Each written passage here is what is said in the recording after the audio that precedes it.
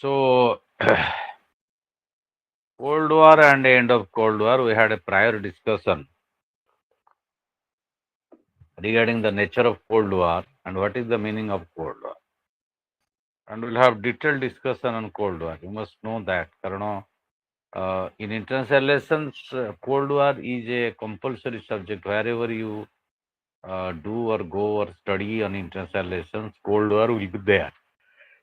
So, what is the Cold War? We have already shared that Cold War is a sort of actual war. It is the ideological fight, tension between two superpowers. Okay.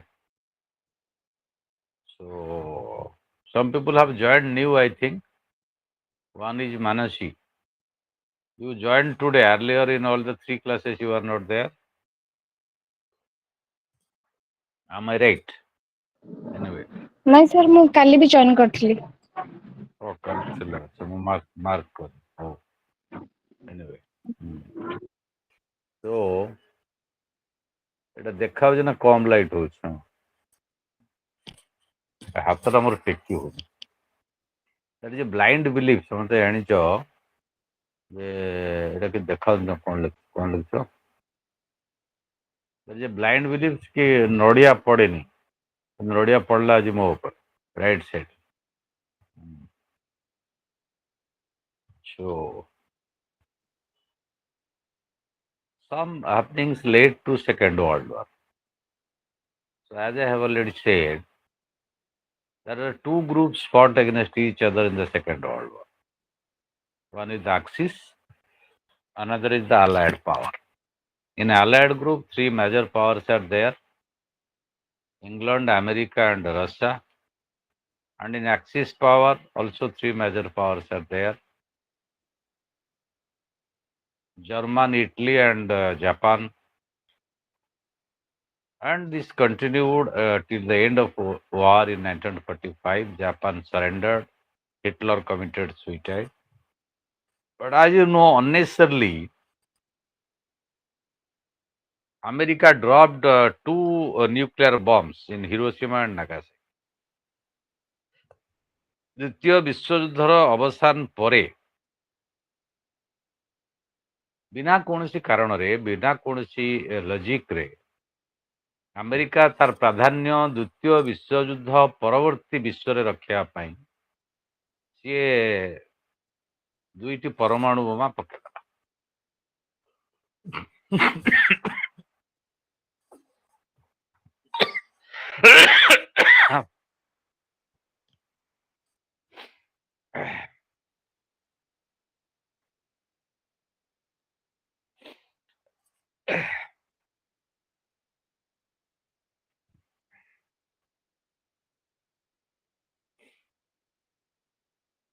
Lakh lakh ଲୋକ ମୃତ୍ୟୁବରଣ କଲେ ଯୋଉ ପରମାଣୁ ବୋମା ଆକ୍ରମଣରେ କାହାର କିଛି ଲାଭ ହେଲାନି କିନ୍ତୁ ଦୀର୍ଘ 4 ଦଶନ୍ଧି ଧରି ତା ପରଠାରୁ ବିଶ୍ୱ ରାଜନୀତିରେ ଯୋଉ ପ୍ରକ୍ରିୟା ଚାଲିଲା ଆମେ ତାକୁ କହିଲେ ଶୀତଳ ଯୁଦ୍ଧ ବା cold war so cold war does not involve use of arms or fire ଶୀତଳ ଯୁଦ୍ଧରେ ଅସ୍ତ୍ରଶସ୍ତ୍ରର ବ୍ୟବହାର ହବ ନାହିଁ କିନ୍ତୁ ଉତ୍ତେଜନା ରହିବ ଆଇଡିଓଲୋଜିକାଲ ଫାଇଟ୍ ଆଦର୍ଶଗତ ଲଢେଇ ରହିବ ଡିପ୍ଲୋମାଟିକ ଫାଇଟ୍ ରହିବ and fight for the increasing of influence all over the globe ପୃଥିବୀ ସାରା ଦୁଇଟି ପ୍ରମୁଖ ମହାଶକ୍ତି ରଷିଆ ଏବଂ ଆମେରିକା ରଷିଆ ସେତେବେଳେ ଥିଲା USSR Union of Soviet Socialist Republic ସେମାନେ ତାଙ୍କ ଭିତରେ ପ୍ରତିଦ୍ୱନ୍ଦିତା କରିବେ ପୃଥିବୀର କେତେ ଅଞ୍ଚଳ ତାଙ୍କ ପ୍ରଭାବକୁ ଯିବ ତାଙ୍କ ଅଧୀନରେ ରହିବ ବା ତାଙ୍କ ପ୍ରଭାବରେ ରହିବ you cannot call it as colonialism but there will be fight for dominance or hegemony so Warsaw Treaty was created NATO was created as military blocks okay so after that we must study what is the nature of the Cold War, how Cold War evolved, how there was flashpoints, tensions leading to war, but it was narrowly stopped the nuclear catastrophe in 62 missile crisis, Cuban missile crisis. Then there is another term in international relations known as DETA, DETNTA, DETA. That is reduction of tension. That is not complete normalcy. এটা সাধারণ অবস্থা নୁହେଁ କିନ୍ତୁ ଶୀତଳ ଯୁଦ୍ଧ ମଧ୍ୟ ନୁହେଁ କିଛି ପରିମାଣରେ ଉତ୍ତେଜନା ହ୍ରାସ ହେଇକି ଉଭୟ ପକ୍ଷ ଯୋଉ ଅବସ୍ଥାକୁ ଯିବେ ତାକୁ ଦେତା ବୋଲି କୁହାଗଲା so apart from cold war we have a new term in international relations that is called deta ହେଲା ତ ଦେତା କଣ ଆମେ କେବେ ହେଲା କଣ ହେଲା ଆମେ ଜାଣିଲେ ଜାଣିବା ତା ପର ପିରିୟଡ କୁ ଯିବା ତ କୋଲ୍ଡ ୱାର ଟା କଣ କୋଲ୍ଡ ୱାର ହେଲା ଅନଆର୍ମଡ ପିସଫୁଲ ପିସ୍ ଟାଇମ କନଫ୍ଲିକ୍ଟ ନିରସ୍ତ୍ର ଶାନ୍ତି ସମୟର ଦ୍ୱନ୍ଦ୍ୱ ଯୁଦ୍ଧ ହବ ନାହିଁ କିନ୍ତୁ ଦ୍ୱନ୍ଦ୍ୱ ହବ ଦିଟା ଗ୍ରୁପ ଭିତରେ ଯୋଉଟା ମୁଁ କହିଲି ତ ନେଚରଟା ହେଲା କଣ ଏଇଟା ଗୋଟେ ଡିପ୍ଲୋମାଟିକ କନଫ୍ଲିକ୍ଟ ଏଇଟା ଗୋଟେ ଆଇଡିଓଲୋଜିକାଲ କନଫ୍ଲିକ୍ଟ ଏଇଟା ଗୋଟେ political conflict and it's a kind of arms race ଅସ୍ତ୍ରଶସ୍ତ୍ର ପ୍ରତିଯୋଗିତା ତା ଅର୍ଥ ଅସ୍ତ୍ରଶସ୍ତ୍ର ପ୍ରତିଯୋଗିତା ମାନେ କଣ ଯଦି ଗୋଟେ ମିଜାଇଲ ଆମେରିକା ତିଆରି କରିଦେଲା ରଷିଆ ପୁଣି ତିଆରି କରିଦେବ ରଷିଆ ଯଦି ଆଉ ଗୋଟେ ମିଜାଇଲ ତିଆରି କଲା ଆମେରିକା ତିଆରି କରିଦେବ everybody wanted to maintain balance of power କ୍ଷମତାର ସନ୍ତୁଳନ ସମସ୍ତେ ରକ୍ଷା କରିବାକୁ ଚେଷ୍ଟା କରିବେ ଏଇଥିରେ ବଢିବ ମାନେ ସମସ୍ତେ ଆଗକୁ ଯିବାକୁ ଚେଷ୍ଟା କରିବେ ଜଣେ ପାଦ ଆଗେଇଲେ ଆଉ ଜଣେ ମଧ୍ୟ ଯିବ ତେଣୁ ରଷିଆ ଆମେରିକା ଭିତରେ ଯୋଉ ଅସ୍ତ୍ରଶସ୍ତ୍ର ପ୍ରତିଯୋଗିତା ହେଲା ଏଇଟା ଅସ୍ତ୍ରଶସ୍ତ୍ର ପ୍ରତିଯୋଗିତା ପୃଥିବୀରେ ବଢାଇ ଦେଲା ଅନେକ ଅତ୍ୟାଧୁନିକ ପରମାଣୁ ଅସ୍ତ୍ର ସେମାନେ ତିଆରି କଲେ ପାରମ୍ପରିକ ଅସ୍ତ୍ର ତିଆରି କଲେ ତ ତିନିଟା ଆସ୍ପେକ୍ଟ ଆମେ ଦେଖିବା କୋଲ୍ଡ ୱାରର ଫାଷ୍ଟ ହେଲା ଗୋଟେ ଇଣ୍ଟେନ୍ସ କନଫ୍ଲିକ୍ଟିଂ ସିଚୁଏସନ ହବ ଯଦିଓ ପରସ୍ପର ଭିତରେ ସହଯୋଗ ମଝିରେ ମଝିରେ ହଉଥିବ ଏଇ ହେଲା ପ୍ରଥମ ଲକ୍ଷଣ ଶୀତଳ ଯୁଦ୍ଧର ତୀବ୍ର ପ୍ରତିଦ୍ୱନ୍ଦିତା ତୀବ୍ର ଦ୍ୱନ୍ଦ୍ୱ ତୀବ୍ର ଲଢେଇ ହବ କିନ୍ତୁ ଆକ୍ଚୁଆଲ ଯୁଦ୍ଧ ହବନି ଗୁଳିଗୋଳା ବାରୁଦ ଫୁଟିବ ନାହିଁ ଏବଂ ଏଇ ଦ୍ୱନ୍ଦ୍ୱ ଭିତରେ ମଝିରେ ମଝିରେ ସହଯୋଗ ହଉଥିବ ମାନେ ଇଏ ରାଷ୍ଟ୍ରପତି ସେ ରାଷ୍ଟ୍ରପତି ମିଶୁଥିବେ ଭେଟୁଥିବେ ରାଜିନାମା ହଉଥିବ ପ୍ଲସ୍ ଆର୍ମସ ରିଡକ୍ସନ ଟ୍ରିଟି ଅସ୍ତ୍ରଶସ୍ତ୍ର ପ୍ରତିଯୋଗିତାକୁ ବନ୍ଦ କରିବା ପାଇଁ ନିରସ୍ତ୍ରୀକରଣ ପ୍ରକ୍ରିୟା ବା ଅସ୍ତ୍ରଶସ୍ତ୍ର ନିୟନ୍ତ୍ରଣ ଏ କଥାଟା ଆସୁଥିବ ଦ୍ୱିତୀୟ ହେଲା ଉଭୟ ପ୍ରମୁଖ ରାଷ୍ଟ୍ର ଆମେରିକା ଏବଂ ରଷିଆ ରାଜି ହଉଥିବେ ଯେ ତାଙ୍କର ଯୋଉ ପ୍ରଫେସନାଲ ରାଇଭାଲି ଅଛି ବା ଜାତୀୟ ସ୍ୱାର୍ଥ ଅଛି ପରସ୍ପର ବିରୋଧୀ ତାକୁ ଅତିକ୍ରମ କରିକି ଗୋଟେ ମିଳିତ ରାଜିନାମାରେ ପହଞ୍ଚିବା ପାଇଁ ଧର non proliferation treaty salt one କଣ ଲୁଣ ନୁହେଁ SALT strategic arms limitation talk ଏଇଭଳିଆ ଅସ୍ତ୍ରଶସ୍ତ୍ର ପ୍ରତିଯୋଗିତାକୁ ରୋକିବା ପାଇଁ ମଝିରେ ମଝିରେ ବା ଶାନ୍ତି ପ୍ରତିଷ୍ଠା ପାଇଁ ରାଜିନାମା ହଉଛି ଥାର୍ଡ ହେଲା ଏଇ ଯୋଉ କୋଲ୍ଡ ୱାର ପିରିୟଡ ସମୟରେ ସେମାନେ ଗୋଟେ ଆକ୍ଚୁଆଲ ଯୁଦ୍ଧକୁ ଆଭଏଡ କରୁଥିଲେ ଯେମିତି 62 ମିଜାଇଲ କ୍ରାଇସିସରେ ଆଭଏଡ କରେ ତ these are the three features of nature of the cold war ତ କୋଲ୍ଡ ୱାର କହିଲେ ଆମେ ତିନୋଟି ଜିନିଷକୁ ବୁଝୁ ଓକେ ତେଣୁ ଇଏ ହେଲା କୋଲ୍ଡ ୱାର ନେଚର ବା ପ୍ରକୃତି ବା ଗୋଟେ second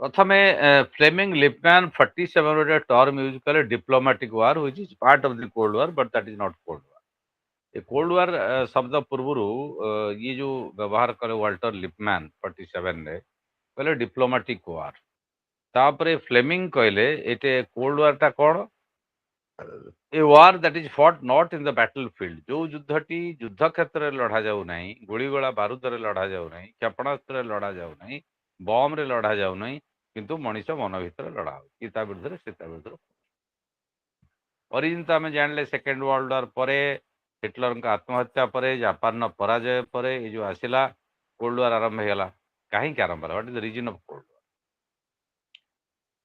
because the two super powers କିଏ ତମର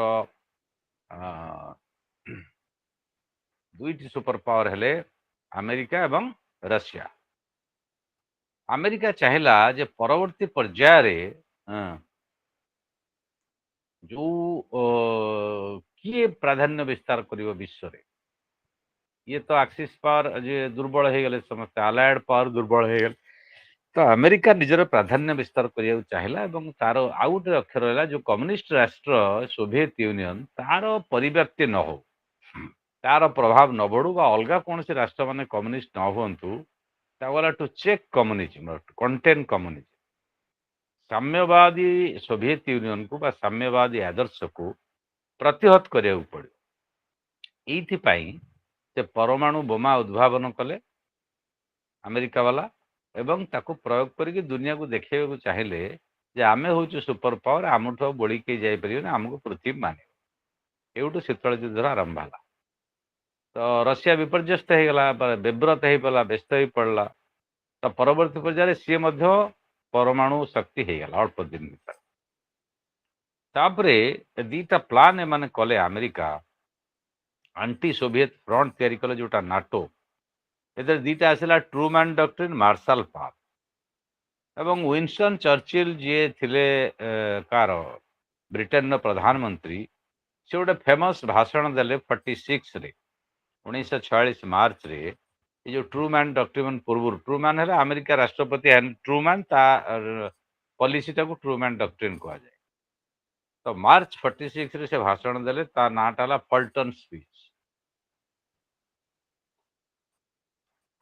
फल्टन से भाषण देथिले चर्चिल सेटा फल्टन स्पीच से कौन कहले ना सोवियत यूनियन विरुद्ध से अपप्रचार कले एवं से कहले आल्टा राजीनामा को से राजी है नहीं उल्लंघन करुच्ची तेणु आमको गोटे प्रचार करा पड़ो स्वाधीनता ख्रीस्टियन सिविलाइजेशन से ख्रीस्टियन सिविलाइजेशन कले जोटा यूरोपियन सिविलाइजेशन कारण ख्रीष्ट प्रधान देश एवं ता सहित गणतंत्र एवं कम्युनिज्म की चेक देवा पड़ो तो चर्चिल जो फेमस स्पीच फल्टन स्पीच तार चारिटा दिग प्रथम है रशिया को अटक पड़ो द्वितीय है जो सिविलाइजेशन ख्रीस्टियन सिविलाइजेशन तो बढ़ावा देवा पड़ो सुरक्षा देवा पड़ो फ्रीडम स्वाधीनता को सुरक्षा देवा पड़ो एवं कम्युनिज्म की विरोध करा पड़ो गणतंत्र रक्षा करा पड़ो तो ये रशिया चाहिए तार प्रभाव टाक बढ़ेब से माड़गला ग्रीस पर्यंत इस्तानबुल तुर्की पर्यंत एवं सी विरुद्ध प्रचार कला क्या विरुद्ध जो अमेरिका पाश्चात्य पुंजीवादी राष्ट्र so it is a pure ideological fight between capitalism and socialism पुंजीवाद और समाजवाद भितर तीव्र लड़े आरंभ हो गला जो शीतल युद्ध जहाँ जहाँ कहली तीनोटी दिग diplomatic war ideological war and arms war और आर्म्स रेस मुख्यतः यहाँ गोटे आदर्श लड़ई थिला उभय उभयंकर प्रभाव को परिव्याप्त करने विश्व में विभिन्न जगह बढ़ाई चेष्टा कले सफल भी है अमेरिका माड़गला अलग अंचल आड़ को रशिया माड़गला नुआ नुआ कम्युनिस्ट राष्ट्र या ईस्ट यूरोप रे तापरे क्यूबा आसीगला कम्युनिस्ट है साउथ एशिया आसीगला हंगेरी आसीगला बुल्गेरिया आसीगला चेकोस्लोवाकिया आसीगला ईस्ट जर्मन आसीगला तो ये चलला या छाड़ी जो तृतीय विश्व third world non aligned movement रहे भितर अनेक रशिया इन्फ्लुएंसर रशिया प्रति आकर्षित है मैंने बहुत पैसा खर्च कले माने निज निजर प्रभाव बढ़ाई साहाଯ୍य रशिया बहुत पैसा साहाଯ୍य कला अमेरिका भी कला कि अमेरिका जेहेतु पुंजीवादी राष्ट्र से परिमाण में कला ना भितर मझे मझे उत्तेजना जर्मन रो जो डिवीजन है east German waste German that is a big flash point से गोटे बड़ गंडोल उभय भितर है कौन है ना जर्मन दी भाग हो गला ईस्ट जर्मन टा कम्युनिस्ट हो गला वेस्ट जर्मन टा पुंजीवादी हो गला एवं मझे गोटे वाल तैयारी करागला भितर हाथरा मोर टिके वाल करागला वाल जोटा कहला फेमस जर्मन वाल पुणी 99 मसीह लोक तो भांगीदे मिसीगले दीटा जर्मन एकजुट हो गले तार जन्म से जर्मन गोटे विराट उत्तेजना उभय भितर 61 ने जर्मन वाल कहला बर्लिन वाल बर्लिन प्राचीर यहाँ शीतल युद्धर गोटे सिंबल बा प्रतीक से भाव में चाइना कम्युनिस्ट होगी आसीगला चाइना को जातिसंघ सभ्य पद देवाई राजी हो रशिया तक फाइट कला तापर हंगेरी से आक्रमण कला 1956 मसीह नहीं द्वंद्व है ଆମେରିକାର ଗୁଇନ୍ଦା ପ୍ଲେନ୍ U2 ତା ନାଁ ହେଉଛି U2 ଯେତେବେଳେ କ୍ରୁସଜେଭ୍ ଥିଲେ ରାଷ୍ଟ୍ରପତି ସୋଭିଏତ ୟୁନିୟନର ପ୍ରଧାନମନ୍ତ୍ରୀ ସିଏ 1968 ମସିହାର କଥା U2 ପ୍ଲେନ୍ ସୋଭିଏତ ଆକାଶରେ ଉଡ଼ିଲା ଏଟା ଗୁଇନ୍ଦା ଆମେରିକାର ଗୋଟେ ଯୁଦ୍ଧ ଜାହାଜ 1960 ମସିହାରେ ତାକୁ ରଷିଆ ଫାୟାରିଂ କରି ପକାଇଦେଲା ତଳେ ଆମେରିକାର ଗୋଟେ ଗୁଇନ୍ଦା ଗୁପ୍ତ ଜାହାଜ ରଷିଆ ଆକାଶରେ ଉଡ଼ିଲା ରଷିଆ ତାକୁ ଫାୟାରିଂ କରି ବୁଡ଼େଇଦେଲା ଏଇଟା ଟେନସନ୍ ହେଇଗଲା ଦି ଜଣ ଭିତରେ ପରବର୍ତ୍ତୀ ପର୍ଯ୍ୟାୟରେ ରଷିଆ 62 ମସିହାରେ ପଠେଇଲା କ୍ୟୁବାକୁ ମିଜାଇଲ ସେଠି ଗୋଟେ ପୁରା ଶେଷ ପର୍ଯ୍ୟାୟରେ ପହଞ୍ଚିଗଲେ ସେଠି ହେଇଥାନ୍ତା କ'ଣ ଏଇ ଯୋଉ ପରମାଣୁ ଯୁଦ୍ଧ ହେଇଥାନ୍ତା ନ୍ୟାରୋଲି ଆମେରିକା ରାଷ୍ଟ୍ରପତି ଥାନ୍ତି ଆଇଜେନାୱାର ଏବଂ ରଷିଆର ପ୍ରଧାନମନ୍ତ୍ରୀ କ୍ରୁସଚେଭ୍ ନିକିତା କ୍ରୁସଚେଭ୍ ଫାଇନାଲି ସେମାନେ ରକ୍ଷା ହେଇଗଲା ଉଭୟ ଫେରି ଆସିଲେ ଏବଂ ଆଉ ପରମାଣୁ ଯୁଦ୍ଧ ହେଲା ଇଏ ତା ପରମାଣୁ ମିଜାଇଲ ଗୁଡ଼ିକ ଫେରାଇ ଆଣିଲା କିଏ ରଷିଆ କ୍ୟୁବାକୁ ପ୍ରୋଟେକ୍ସନ ଦେବାକୁ ରଷିଆ ଯାଇଥିଲା କାରଣ କ୍ୟୁବା ଗୋଟେ କମ୍ୟୁନିଷ୍ଟ କଣ୍ଟ୍ରି ଫିଡେଲ କାଷ୍ଟ୍ରୋଙ୍କ ନେତୃତ୍ୱରେ ହେଲା ଯୋଉଟା ଆମେରିକାର ସହାୟ ହେଲା ନାହିଁ ଆମେରିକା ଆକ୍ରମଣ କରିବାକୁ ଚାହିଁଲା ଇଏ ପରମାଣୁ ମିଜାଇଲ ନେଇକି ଗଲେ କ୍ୟୁବା ପାଖକୁ ତାକୁ ଫେମସ୍ କ୍ୟୁବାନ ମିଜାଇଲ କ୍ରାଇସିସ୍ କୁହାଯାଏ ସେଟା ତୃତୀୟ ବିଶ୍ୱଯୁଦ୍ଧ ହେଇଥାନ୍ତା କି ନ୍ୟାରୋଲି ଇଟ୍ ୱାଜ୍ ସେଭ୍ଡ ହେଲା ପୁଣି 1945ରୁ 1962 ଗୋଟେ ପିରିୟଡ଼ ଇଣ୍ଟେନ୍ସ ଆଇଡିଓଲୋଜିକାଲ ଫାଇଟ୍ ବହୁତ tension German division South Korea China then Cuban missile crisis ୟାକୁ ନେଇକି 53ରୁ 56 ଭିତରେ ଟିକେ ଇମ୍ପ୍ରୁଭମେଣ୍ଟ ହେଇଥିଲା ଯୋଉଟାକୁ ଦେତା ବୋଲି ପିରିୟଡଟାକୁ କୁହାଗଲା ଦେତାର ଅର୍ଥ ହେଲା ଯେ ଗୋଟେ ଉଭୟ ଆଲୋଚନା ହେଇକି ଟେନସନଟାକୁ ରିଡ୍ୟୁସ କରିଥିଲେ କିନ୍ତୁ ପୁଣି 62ରେ 60ରୁ 62 ମାନେ ସିରିୟସ୍ କ୍ରାଇସିସ୍ ହେଇଗଲା ଯୋଉଟା U2 ଇଭେଣ୍ଟ U2 ହେଲା ଗୋଟେ ଗୁଇନ୍ଦା ପ୍ଲେନ୍ କାର ଆମେରିକାର ସେ ଯାଇଥିଲା ତାକୁ ଫାୟାରିଂ କରିଦେଲେ 62ରେ କ୍ୟୁବାନ ମିଜାଇଲ କ୍ରାଇସିସ୍ ହେଲା ତାପରେ ଦେତା ଆସିଗଲା କୋଉଠୁ 62ରୁ ପ୍ରାୟ 10-12 ବର୍ଷ 73 ମସିହା 62-10-72 73 ପର୍ଯ୍ୟନ୍ତ ଦେତା ହେଲା ଦେତା ମାନେ ରିଡ୍ୟୁସ୍ ଟେନସନ୍ ହେଲା ଆଉ ଗୋଟେ ସିରିୟସ୍ କ୍ରାଇସିସ୍ ହେଲା ନାହିଁ ରଷିଆର ଦ୍ୱିତୀୟ ବିଶ୍ୱଯୁଦ୍ଧରେ ଯେ ନେତୃତ୍ୱ ନେଇକି ହିଟଲରକୁ ହରାଇଥିଲେ ଷ୍ଟାଲିନ ସେ ମରିଗଲେ 53 ମସିହାରେ 53ରେ ନର୍ଥ କୋରିଆ ଯୋଉ ସାଉଥ କୋରିଆ ତାଙ୍କ ଭିତରେ ସିଜଫାୟାର ହେଲା ପିସ୍ ଏଗ୍ରିମେଣ୍ଟ ହେଲା ଏବଂ ଯୋଉ ଫିନଲାଣ୍ଡରୁ ଓହରି ଆସିଲା କିଏ ରଷିଆ ୱେଷ୍ଟ ଜର୍ମାନ ଏବଂ ସୋଭିଏତ ୟୁନିୟନ ୟାଙ୍କ ଭିତରେ ପୁଣି ଡିପ୍ଲୋମାଟିକ ରିଲେସନ ହେଲା ଇଷ୍ଟ ଜର୍ମାନ ତ କମ୍ୟୁନିଷ୍ଟ କଣ୍ଟ୍ରି ହେଇଗଲା ଯିଏ ଭାଗ ହେଇକି ଆଉ ଫାଳେ ରହିଲା ୱେଷ୍ଟ ଜର୍ମାନ ଯୋଉଟା ହିଟଲର ପାର୍ଟଟା ପୁଞ୍ଜିବାଦୀ ରାଷ୍ଟ୍ର ଥିଲା ତାର ରଷିଆ ସହିତ ପଡୁନଥିଲା କିନ୍ତୁ ସେତେବେଳେ ଷ୍ଟାଲିନଙ୍କ ପରେ ଉଭୟଙ୍କ ମଧ୍ୟରେ ନର୍ମାଲ ଡିପ୍ଲୋମାଟିକ ରିଲେସନ ଆସିଲା କୂଟନୈତିକ ସମ୍ପର୍କ ଆସିଲା ଏବଂ 1955ରେ ଜେନେଭାରେ 4 ପାୱାର ସମିଟ୍ ହେଲା ଯୋଉଥିରେ ବ୍ରିଟେନ ଥିଲା ଫ୍ରାନ୍ସ ଥିଲା ଏବଂ ରଷିଆ ଥିଲା ଇଏ ୟାଙ୍କ ଭିତରେ ଆଲୋଚନା ହେଇକି ଦି ଜଣ ଜର୍ମାନ କୁ ରିକଗ୍ନାଇଜ କଲେ ଏବଂ ସେଥିରେ କିଛି ପରିମାଣରେ ଶାନ୍ତି ଫେରି ଆସିଲା ଯୋଉଟା ଦେତା ବୋଲି କୁହାଗଲା ତ ଦେତାର ଅର୍ଥ ହେଲା ରିଡ୍ୟୁସ୍ଡ ଇଣ୍ଟରନ୍ୟାସନାଲ ଟେନସନ କମିଥିବା ଆନ୍ତର୍ଜାତିକ ଉତ୍ତେଜନା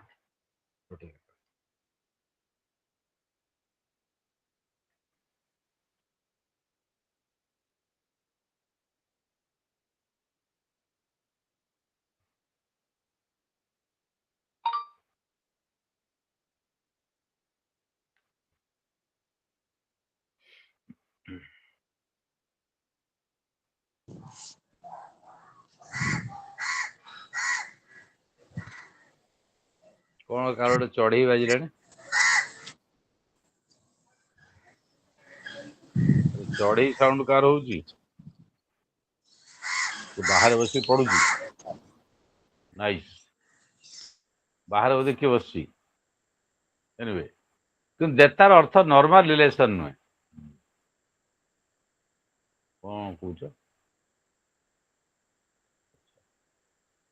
ଟେନସନଟା କମିଗଲା ତ କୋରାଲ ବେଲ ବୋଲି ଜଣେ ପ୍ରସିଦ୍ଧ ଆନ୍ତର୍ଜାତିକ ବିଶେଷଜ୍ଞ ସେ ଗୋଟେ ବହି ଲେଖିଲେ diplomacy of ଦେତା ଦେତା ସପୋଜେସ୍ A conscious and ଡେଲିବରେଟ୍ reduction of tension ଦେତାର ଅର୍ଥ ହେଲା ସଚେତନ ଭାବରେ ଉଦ୍ଦେଶ୍ୟମୂଳକ ଭାବରେ ଉତ୍ତେଜନାକୁ କମେଇବା ମେନଲି ସୋଭିଏତ ୟୁନିୟନ ଆଉ ଆମେରିକା ଭିତରେ ଦି ଗ୍ରୁପ ଭିତରେ ଦ idea is that ରିଡ୍ୟୁସ୍ଡ tension is ଆନ୍ intentionally ଆଚିଭ୍ଡ situation eat is not accidental eat is by choice ତାର ତ ଇଚ୍ଛାକୃତ ଭାବରେ ଉଦ୍ଦେଶ୍ୟମୂଳକ ଭାବରେ ଉଭୟ ଗୋଷ୍ଠୀ ଆମେରିକା ଗୋଷ୍ଠୀ ଏବଂ ରଷିଆ ଗୋଷ୍ଠୀ ବା ଉଭୟ ରାଷ୍ଟ୍ର ଏମାନେ ପରସ୍ପର ଭିତରେ ଥିବା ଉତ୍ତେଜନାକୁ କମେଇ ଦେବା ବାଇ ପଲିସି ଏଇଟା ହଉଛି କଣ ହେଲା ପାଟି ଚାଲେ ହେଲା ଜୁତା ଆଣି ବାବୁ କେଠି ଯିବୁ କିବେ ଦୁକାନ ଟିକେ ମାଇକ୍ ଟା ଅଫ୍ କରିଦିଅ ତମ ମାଇକ୍ ଟାକୁ ଅଫ୍ କରିଦିଅ ସେଥିରେ ଆଉ ବାବୁ କେଠି ଯିବ ସେ I think she is from Baleswar ତ ଆଜ୍ଞା ହଁ ତମ ବାଲେଶ୍ୱର ତମ ଘରଟି ହଁ ଆଜ୍ଞା ସାର୍ ହଁ ତାଙ୍କୁ ଜଣାପଡୁଛି ସେ ମାଇକ୍ ଟା ବନ୍ଦ କରିଦିଅ ସାର୍ ତମେ ରାଗିକି ଭୁଲରେ ପାଟି ଅନ୍ ହେଇଥିଲା। ହଉ ଠିକ ଅଛି ଚଳିବ କିଛି ଅସୁବିଧା ନାହିଁ ବୋଲି ତମେ ରାଗିକି ପାଟି କରୁଛ ନା ଆଉ କିଏ ପାଟି ନାଇଁ ସାର୍ ଆଚ୍ଛା ଇଟ୍ସ ଓକେ ତ ଡେଟା is by choice effort by both the super power ତ କୋଲ୍ଡ ୱାର ଅର୍ଥ ହେଲା ଟେନସନ ଟାକୁ କମେଇ ଟେନସନ ରହିବା ଏବଂ ଡେଟାର ଅର୍ଥ ହେଲା ଟେନସନ ଟା କମେଇବା ତ ମ୍ୟାନେଜମେଣ୍ଟ ଅଫ ଦ ଟେନସନ ଏଟା କୋରାଲ ବେଲଙ୍କର ଥିଓରି ତ ଇଏ ଗୋଟେ ନେଚର ହେଲା କାର କୋଲ୍ଡ ୱାର ପରବର୍ତ୍ତୀ ପର୍ଯ୍ୟାୟରେ ଚାଇନା ଆସିଗଲା ଚାଇନାର ସୋଭିଏତ ୟୁନିୟନ ମଧ୍ୟ ପଡିଲା ତାକୁ ନେଇକି ମଧ୍ୟ ପ୍ରୋବ୍ଲେମ ହେଲା ତାକୁ ଡେଟା ମଧ୍ୟ ସେମାନେ ଚେଷ୍ଟା କଲେ ଯେ କେମିତି କମିବ ତ ବ୍ରେଜନେଭ ଯିଏ ରଷିଆର ପ୍ରଧାନମନ୍ତ୍ରୀ ଥିଲେ ସିଏ ବୁଝେଇଲେ ଡେଟା କଣ ଏଟା 77 ଡେଟା means first of all overcoming the cold war ଶୀତଳ ଯୁଦ୍ଧକୁ ଅତିକ୍ରମ କରିବା ଶୀତଳ ଯୁଦ୍ଧକୁ ଓଭରକମ୍ କରିକି ଆସିବା ଅତିକ୍ରମ କରିକି ଆସିବା and then a transition to normal stable relation ତାପରେ ଗୋଟେ ସ୍ଥିର ସମ୍ପର୍କ ସାଧାରଣ ସମ୍ପର୍କ ଉଭୟ ଗୋଷ୍ଠୀ ମଧ୍ୟରେ ରଖିବା ଇଏ ହେଲା ଡେଟା ତ ଡେଟା ହଉଛି willingness to resolve differences at the conference table at the negotiation table ତ ଡେଟାର ଅର୍ଥ ହେଲା ଯେ ଯାହା ଆମ ଭିତରେ ପାର୍ଥକ୍ୟ ଅଛି ତାକୁ ଆଲୋଚନା ଟେବୁଲରେ ବସିକି ସମାଧାନ କରିବା ଅସ୍ତ୍ର ପ୍ରୟୋଗ କରିକି ବା ପରସ୍ପର ବିରୁଦ୍ଧରେ କହିକି ସେଟା ହେଇପାରିବ ନାହିଁ ମୋର ଗୋଟେ କଫି ଥଣ୍ଡା ହେଇଗଲାଣି ତମ ସାଙ୍ଗରେ କ୍ଲାସକୁ ଭୁଲି ଯାଇଛି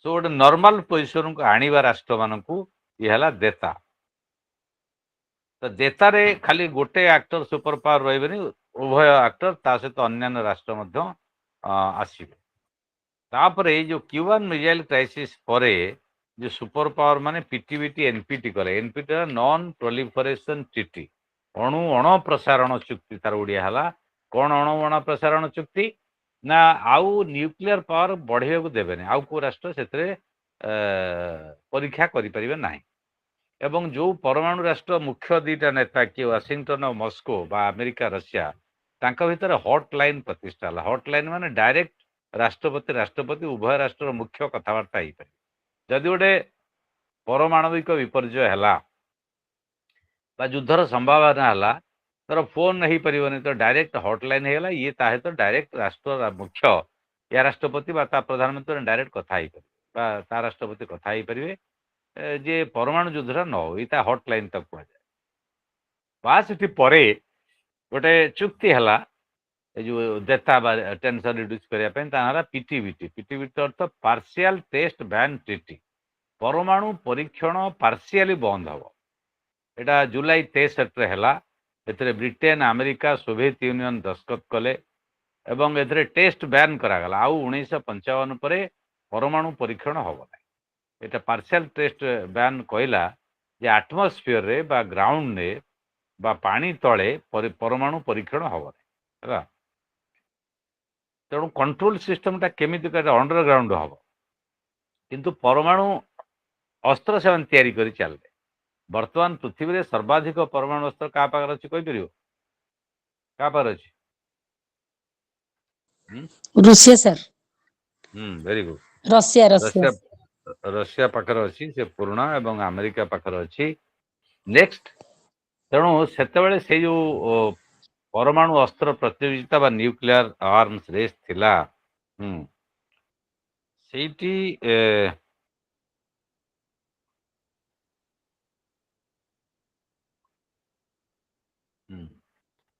तो आर्म्स रेस जो चलला से समस्त परमाणु अस्त्र बढ़ेले पीटीबीटी गोटे आटेम्प्ट है कंट्रोल करने नियंत्रण करने तापर 68 रे एटा 63 68 रे आसला नॉन प्रोलिफरेशन ट्रिटी सेतरे अमेरिका इंग्लैंड रशिया साइन कले एवं 1970 रे एटा राटिफाई हला एवं जो माने न्यूक्लियर पावर थिले से माने प्रतिज्ञा कले आमे हमर परमाणु ज्ञान कौशल अलगा काकू दबु अन्य माने नॉन न्यूक्लियर पावर हेबे किंतु फ्रांस और चाइना एथर दस्तखत कले नहीं कारण परवर्ती पर्यायर से माने परमाणु शक्ति संपन्न हेले 1992 चाइना चाइना दस्तखत कला सी तेड़े होगा यहाँ गोटे न्यूक्लियर आपार्थेड बोली कह जाए ता अर्थ जमी आफ्रिकार आपार्थेड अच्छी वर्ण वैषम्यवाद ये से भाया जी परमाणु शक्ति हेले से मैंने रे आउ क्या करदेवे कि है कौन अल्टीमेटली पृथ्वी अनेक राष्ट्र एपरिक पाकिस्तान परमाणु शक्ति होगा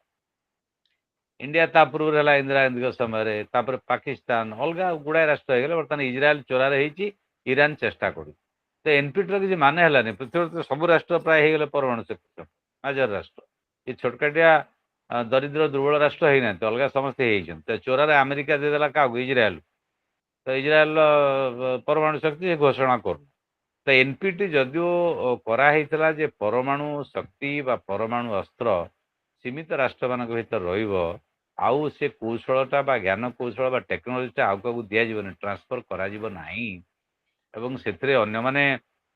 परमाणु शक्ति हो पारे ना कि अल्टीमेटली किसी लाभ है बहुत राष्ट्र परमाणु तो नॉर्मलाइज कर चेष्टा कला देता मध्यम यूरोप रे तेणु बर्तमान जर्मन जोटा सी भी परमाणु शक्ति संपन्न राष्ट्र होगा तो ब्रुंडेट गवर्नमेंट से जो आसला सी नॉर्मल रिलेशन पोलैंड सहित हंगेरी सहित बुल्गेरिया सहित जो कम्युनिस्ट राष्ट्र ता बॉर्डर रे सहित संपर्क प्रतिष्ठा कला एवं अमेरिका रशिया सहित पोलैंड सहित 70 राजीनामा करेला तो समग्र यूरोप रे द्वितीय विश्वयुद्ध पर जर्मन डिवीजन को लेकिन एंटायर यूरोप जो कम्युनिस्ट राष्ट्र हवा आपको लेकिन गोटे आस्ते आस्ते नॉर्मल संपर्क है समस्ते समस्त को रिकग्नाइज कले जोटा 4 पावर एग्रीमेंट है बर्लिन रे से बर्लिन रे से माने उभय जर्मन को ग्रहण कले एवं उभय जर्मन भितर मध्य संपर्क प्रतिष्ठा है तापर जॉन एफ केनेडी क्रुश्चेव भिएना रे मिसिले प्रेसिडेंट जॉनसन और प्राइम मिनिस्टर कोसिगिन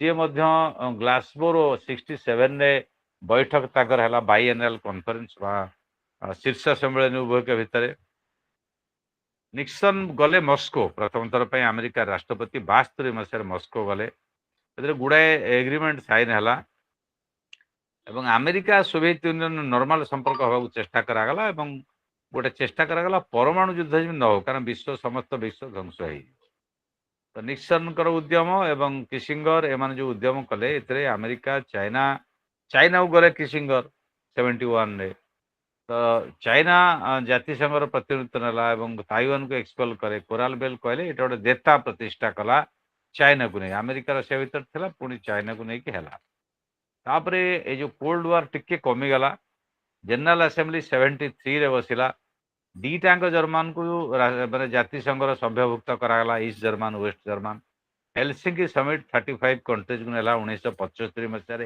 हेलसिंकी सम्मेलन से गोटे राजीनामा स्वाक्षरित है जे कोल्ड वार टाक आउ करवा ना आम बंद कर तो हेलसिंकी कॉन्फ्रेंस गोटे सिंबल है प्रतीक है कोल्ड वार रिड्यूस टेंशन देता ये बंद है नहीं देता हो गला माने गोटे उत्तेजना ह्रास पाईगला ओके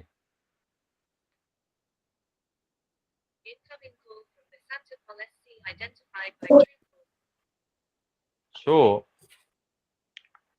क्वेश्चन आसिला जे यो हेलसिंकी सम्मेलन टा केते आगु को जीव 72 पर 35 कंट्रीज एथरे ईसीएससी माने European conference on security cooperation join कले तापरे Soviet union post second world परे माने ये जो आग्रेसिव थिला ते आक्रमणात्मक ढंगी कमिला आ आक्रमणात्मक मनोभाव नेला नहीं एवं यूरोप रे अमेरिका नॉर्मल सिचुएशन को आसिया बाध्य है ये जो सिचुएशन तांको बाध्य कला गोटे नॉर्मल अवस्था जे तांको नवापाई तो शीतल युद्ध 62 मसीह 60 मसीह जो तीव्र उत्तेजना है ये उत्तेजना टी कमीगला तो ये आसला यहाँ जो फेमस जिनस western non aligned European frontiers Helsinki final act 1975 मसीह 35 राष्ट्र दस्तखत कर ଏଥିରେ କ'ଣ ରହିଲା 10ଟା ପ୍ରିନ୍ସିପଲ୍ ରହିଲା ହେଲସିଙ୍କି ସମ୍ମିଳନୀ। ମୁଁ ସେଗୁଡ଼ା କହିଦେଉଛି। ସୋଭେରେନ୍ ଇକ୍ୱାଲିଟି ଅଫ୍ ଅଲ୍ ନେସନ୍, ସବୁ ସାର୍ବଭୌମ ରାଷ୍ଟ୍ର ସମସ୍ତଙ୍କର ସାର୍ବଭୌମତ୍ୱକୁ ଗୁରୁତ୍ୱ ଦେବେ ବା ସମ୍ମାନ ଦେବେ। Respect of rights of all, ସମସ୍ତଙ୍କର ଅଧିକାରକୁ ସମ୍ମାନ ଦିଆଯିବ। Neither to use nor threaten the use of force, କେହି ବଳ ପ୍ରୟୋଗ କରିବେ ନାହିଁ ବା ବଳ ପ୍ରୟୋଗ କରିବା ପାଇଁ ଧମକ ଦେବେ ନାହିଁ ହେଲା। Inviolability of frontiers or territorial integrity of states, କେହି କା ଟେରିଟୋରିଆଲ ଇଣ୍ଟିଗ୍ରିଟି ମାନେ ଭୂଖଣ୍ଡର ସାର୍ବଭୌମତ୍ୱକୁ ଉଲ୍ଲଂଘନ କରିବେନି, ତା ଅର୍ଥ ଆକ୍ରମଣ କରି କେହି କା ଜାଗା ମାଡ଼ି ବସିବେ ନାହିଁ। Peaceful settlement of international dispute, ଆନ୍ତର୍ଜାତିକ ଦ୍ୱନ୍ଦ୍ୱ ଗୁଡ଼ିଏ ଯାହା ହବ ତାର ଶାନ୍ତିପୂର୍ଣ୍ଣ ସମାଧାନ ହବ ଆଲୋଚନା ମାଧ୍ୟମରେ ହବ। Non interference in the internal affairs of each other, କେହି କାହାର ଭିତର କଥାରେ ବା ଇଣ୍ଟରନାଲ ଆଫେୟାର ଦେଶ ଭିତରେ ଯାହା ହେଉଛି ତା ହସ୍ତକ୍ଷେପ କରିବେ ନାହିଁ। Freedom of expression of faith and worship and human rights, ମାନବ ଅଧିକାର ବିଶେଷ କରିକି ଯେଉଁ ସ୍ୱାଧୀନତାର ଅଧିକାର, ମତବ୍ୟକ୍ତ କରିବାର ଅଧିକାର, ଧର୍ମଗତ ଅଧିକାର, ଏଗୁଡ଼ା ସମସ୍ତେ ସୁରକ୍ଷିତ କରିବେ, ମୌଳିକ ଅଧିକାର ବୋଲି ବିଚାର କରିବେ। ରାଇଟ୍ ଟୁ ସେଲ୍ଫ ଡିଟରମିନେସନ୍, ପ୍ରତ୍ୟେକ ରାଷ୍ଟ୍ର ଯଦି ସ୍ୱାଧୀନତା ପାଇବାକୁ ଚାହୁଁଥିବ ସେମାନେ ଚେଷ୍ଟା କରିବେ ତାଙ୍କ ପାଇଁ ଲଢ଼େଇ କରିବେ ଲୋକମାନଙ୍କୁ। କୋଅପରେସନ୍ ଆମଙ୍ଗ ଷ୍ଟେଟ୍ସ, ରାଷ୍ଟ୍ର ରାଷ୍ଟ୍ର ଭିତରେ ସହଯୋଗ ହବ ଏବଂ ଅବଜର୍ଭାନ୍ସ ଅଫ୍ ରେସ୍ପନ୍ସିବିଲିଟି ଇମ୍ପ୍ଲାଏଡ୍ ଇନ୍ ଇଣ୍ଟରନ୍ୟାସନାଲ ଲ, ଆନ୍ତର୍ଜାତିକ ଆଇନ କି ସମସ୍ତେ ସମ୍ମାନ ଜଣାଏ। ये जो 10ଟି ପ୍ରିନ୍ସିପଲ୍ ହେଲା ଏଇଟା ବାଧ୍ୟବାଧକତା କାହା ଉପରେ ଲିଗାଲି ବାଇଣ୍ଡିଂ ନୁହେଁ, ସମସ୍ତେ ମାନେ। ୟୁ ଜଷ୍ଟ ଇମାଜିନ୍ ଯେ 1975 ମସିହାରେ 35 ରାଷ୍ଟ୍ର ହେଲସିଙ୍କି ସମ୍ମିଳନୀ ରାଜିନାମାରେ ଦସ୍ତଖତ କଲେ, ଏଇ କଥା ଗୁଡ଼ିକ ଥିଲା। ବର୍ତ୍ତମାନ ଇସ୍ରାଏଲ ଗାଜା ପଟ୍ଟି ଉପରେ ଆକ୍ରମଣ କରୁଛି, ଇସ୍ରାଏଲ ମନ ଇଚ୍ଛା ଇରାନରେ ଆକ୍ରମଣ କରୁଛି, ଇସ୍ରାଏଲ ଲେବାନନରେ ଆକ୍ରମଣ କରୁଛି, ଇସ୍ରାଏଲ ସିରିଆରେ ଆକ୍ରମଣ କରୁଛି, ଆମେରିକା ବଳରେ ଟ୍ରମ୍ପ ବଳରେ ଦାଦାଗିରି କରୁଛି। ସେତେବେଳେ 75 ଏକଥା କରାଯାଇଥିଲା, ବର୍ତ୍ତମାନ କେହି କହିବାକୁ ନାହାନ୍ତି, ଜାତିସଂଘ ଦୁର୍ବଳ। ଜାତିସଂଘକୁ ମଧ୍ୟ ଏଲାଉ କରୁନାହିଁ ଇସ୍ରାଏଲ। ଲାଇନରେ ଛିଡା ହୋଇଛନ୍ତି ଲୋକ ରିଲିଫ ପାଇବା ପାଇଁ, ତାଙ୍କୁ ଫାୟାରିଂ କରି ମାରିଦେଉଛି, ପ୍ରତିଦିନ ମାରୁଛି। ଏପଟରେ ଭାରତ ପାକିସ୍ତାନ ଯୁଦ୍ଧ, ରୁଷ ୟୁକ୍ରେନ ଯୁଦ୍ଧ, ଏବଂ ସେଠି ଯୁଦ୍ଧ ହଉଥିଲା କୋଉଟା ଏଇ ଯୋଉ କାମ୍ବୋଡିଆ, ଥାଇଲାଣ୍ଡ। ତେଣୁ ଏଇଠି ଚିନ୍ତା କର ଯେ ସେତେବେଳେ ଯୋଉ ଯୋଉ ଉଦ୍ୟମ କରାହେଇଥିଲା ଶୀତଳ ଯୁଦ୍ଧ ସମୟରେ, ଯେତେ ଡକୁମେଣ୍ଟ ହେଲା, ଯେତେ ଏଗ୍ରିମେଣ୍ଟ ହେଲା, ଜାତିସଂଘ ସମ୍ମତ ଏଇଭଳିଆ, ତ नो बडी ବୋଦର୍ଡ ନା, କେହି ବର୍ତ୍ତମାନ ତାକୁ କେହି ଗୁରୁତ୍ୱ ଦେଉନାହାନ୍ତି, କେହି ଦେଖ। ତାପରେ ଗୋଟେ କନସେପ୍ଟ ଆସିଗଲା, এটা ଜାଣିଥିବ ସର୍ଟ କୋଶ୍ଚିନ୍ ପଡେ ବହୁତ ସମୟରେ, what is new cold war. ଗୋଟେ ହେଲା ନିଓ କୋଲ୍ଡ ୱାର, ଗୋଟେ ହେଲା ନ୍ୟୁ କୋଲ୍ଡ ୱାର, ଦିଟାଙ୍କର ଟେକ୍ନିକାଲ ଡିଫରେନ୍ସ ଅଛି। ହେଲସିଙ୍କି କନଫରେନ୍ସରେ ଦେତାଟା ଚରମ ପର୍ଯ୍ୟାୟରେ ପହଞ୍ଚିଲା। ଦେତା ମାନେ କ'ଣ? ମାନେ ଯୋଉଟା ନିଷ୍କ୍ରିୟ ଉତ୍ତେଜନା, ତାର ଉତ୍ତେଜନା ଆଉ ନାହିଁ, କମି ଯାଇଛି। ଶାନ୍ତିପୂର୍ଣ୍ଣ ଅବସ୍ଥା, ସୌହାର୍ଦ୍ଦ୍ୟ, ଭାତୃତ୍ୱ ବା ସହଯୋଗ ରାଷ୍ଟ୍ର ରାଷ୍ଟ୍ର ମଧ୍ୟରେ, ଇଏ ପୁରା 75 ମସିହାରେ ଟପ୍ରେ ପହଞ୍ଚିଲା। ଭାବିଲେ ସମସ୍ତେ ଶୀତଳ ଯୁଦ୍ଧ ବନ୍ଦ ହେଇଗଲା। କିନ୍ତୁ ଏଇ ଯୋଉ ପରେ କିଛି ଦିନ ପରେ ପୁଣି 1980 ବେଳକୁ ମାନେ କୋଲ୍ଡ ୱାର ଆସିଗଲା। New tension came to be described as the new cold war. 75 ପର୍ଯ୍ୟନ୍ତ ଠିକ୍ ଥିଲା। ଆମେ ପ୍ରଥମେ ଦେଖିବା 1945ରୁ 62, ଗୋଟେ ପ୍ରଥମ ପର୍ଯ୍ୟାୟ, ପୁରା ଉତ୍ତେଜନା ଜୋରଦାର ହେଇଗଲା, ଜୋରଦାର ଲଢ଼େଇ ହେଇଥାନ୍ତା ଏବଂ ପରମାଣୁ ଯୁଦ୍ଧ ହଉ ହଉ ଅଳ୍ପକେ ବଞ୍ଚିଗଲା। Cuban missile crisis, that is 62। ତାପରେ ନର୍ମାଲାଇଜେସନ ଦେତା ଆସିଲା 75। 75ରେ ହେଲସିଙ୍କି ଏଗ୍ରିମେଣ୍ଟ ହେଇଗଲା, 35ଟା ରାଜ୍ୟ ରାଜି ହେଲେ, ଏନପିଟି ହେଇଗଲା, ପିଟିବିଟି ହେଇଗଲା, non proliferation treaty, partial test ban treaty. So ୱାର୍ଲଡରେ ଗୋଟେ ପିସ୍ ଆସିଲା, ଏତେ ଆଉ କନଫ୍ଲିକ୍ଟ ଆସିଲା ନାହିଁ। ଯାହା ବି ଆସିଲା ତାକୁ ଆଲୋଚନା ମାଧ୍ୟମରେ, ମିଟିଂ ମାଧ୍ୟମରେ ସ୍ଲୋ ଡାଉନ୍ କରାଗଲା। କିନ୍ତୁ ଯେତେବେଳେ ଆଫଗାନିସ୍ତାନକୁ ଆକ୍ରମଣ କଲା ସୋଭିଏତ ୟୁନିୟନ ଡିସେମ୍ବର 79ରେ, ଜଷ୍ଟିଫାଏଡ ଅନଜଷ୍ଟିଫାଏଡ ଅଲଗା କଥା, କିନ୍ତୁ ଆଫଗାନିସ୍ତାନରେ ସୋଭିଏତ ୟୁନିୟନ ତାର ଗୋଟେ ସରକାର ବସେଇଲା, ଗୋଟେ ଲେଫ୍ଟ ବାମପନ୍ଥୀ ବା ସମାଜବାଦୀ ସରକାର। ନାଜିବୁଲ୍ଲା ତାର ଲିଡର ହେଲେ ଏବଂ ଏଇଠୁ ଆରମ୍ଭ ହେଲା ନ୍ୟୁ କୋଲ୍ଡ ୱାର। 75 ମସିହା ଠିକ୍ 79ରୁ ଏଟା ଆରମ୍ଭ ହେଲା। ତ ୟୁଏସଏସଆର କହିଲା, ସୋଭିଏତ ୟୁନିୟନ କହିଲା ଯେ ୟୁରୋପରେ ଯାହା ଅଛି ସେୟା ଥାଉ, ଆଉ ବଦଳିବ ନାହିଁ, କିନ୍ତୁ ଅଲଗା ଜାଗା କଥା ମୁଁ କହିପାରିବି। ତା ଅର୍ଥ ଆମେ ଯୋଉ ରାଜିନାମା ହେଇଛି ଏଟା ୟୁରୋପରେ ଅପରିବର୍ତ୍ତିତ ରହିବ, ୟୁରୋପରେ କାହାର କିଛି ଚେଞ୍ଜ ହବନି। ଯୋଉମାନେ କମ୍ୟୁନିଷ୍ଟ ହେଇକି ରାଷ୍ଟ୍ର ହେଇକି ଅଛନ୍ତି ରହିବେ, ଯୋଉମାନେ ପୁଞ୍ଜିବାଦୀ ରାଷ୍ଟ୍ର ହେଇକି ଅଛନ୍ତି ସେମାନେ ରହିବେ। କିନ୍ତୁ ଏସିଆରେ ଆଫ୍ରିକାରେ ଅଲଗା ଜାଗାରେ ସମସ୍ତେ ସମଙ୍କର ପ୍ରଭାବ ପରିବ୍ୟାପ୍ତ କରିବେ। ସେଇ ପ୍ରକ୍ରିୟାରେ ସେ ଆଫଗାନିସ୍ତାନଟା ନିଜ ଦଖଲକୁ ନେଲା। ଆଫଗାନିସ୍ତାନରେ ତାଙ୍କ ସରକାର ଯୋଉଟା ସୋଭିଏତ ୟୁନିୟନର ସମର୍ଥନ ସମାଜବାଦୀ ସରକାର ସେମାନେ ବସେଇଲେ। ଆମେରିକା ଏଥିରେ ମାନେ ଅସନ୍ତୁଷ୍ଟ ହେଲା ଏବଂ ଏଇ ସେଇଠୁ ଏଇ ଯୋଉ ତାଲିବାନର ସୃଷ୍ଟି, ତାଲିବାନଟା ଏଇ ଯୋଉ ସୋଭିଏତ ୟୁନିୟନ ସମର୍ଥିତ ସରକାର ଆଫଗାନିସ୍ତାନରେ ଆସିଲା, ସେମାନେ ସବୁ ବହୁତ ଭଲ କାମ କରିଥିଲେ। ମାନେ ଏଜୁକେସନ, ମହିଳାମାନଙ୍କୁ ଶିକ୍ଷା, ମହିଳାମାନେ ଘର ଭିତରେ ଥିଲେ ବାହାରକୁ ଆଣିବା, ଏଗୁଡ଼ାଏ ପ୍ରୋଗ୍ରେସିଭ କାମ କରୁଥିଲେ।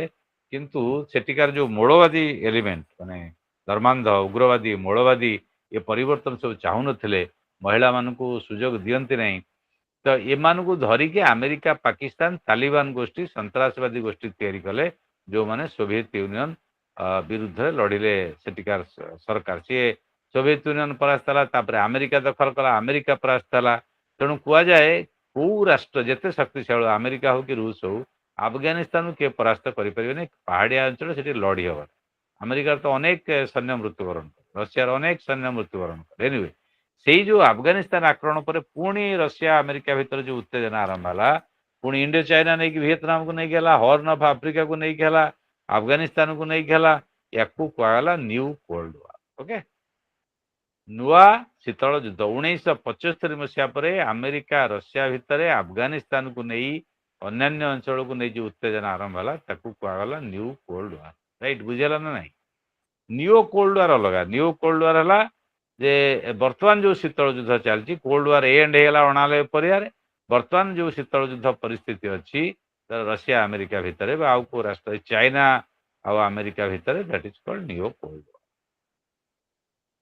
ଆଚ୍ଛା, ତାପରେ ଦେତା ଯେତେ ଟପରେ ଥିଲେ ବି ପ୍ରାବଦା ଗୋଟେ ଖବର କାଗଜ ଥିଲା ରଷିଆର କମ୍ୟୁନିଷ୍ଟ ଗଭର୍ଣ୍ଣମେଣ୍ଟର, ଏଟା ଲେନିନ ପ୍ରତିଷ୍ଠା କରିଥିଲେ ପ୍ରାବଦା। ଏ ଖବର କାଗଜର ନାଁ ହଉଛି ପ୍ରାବଦା।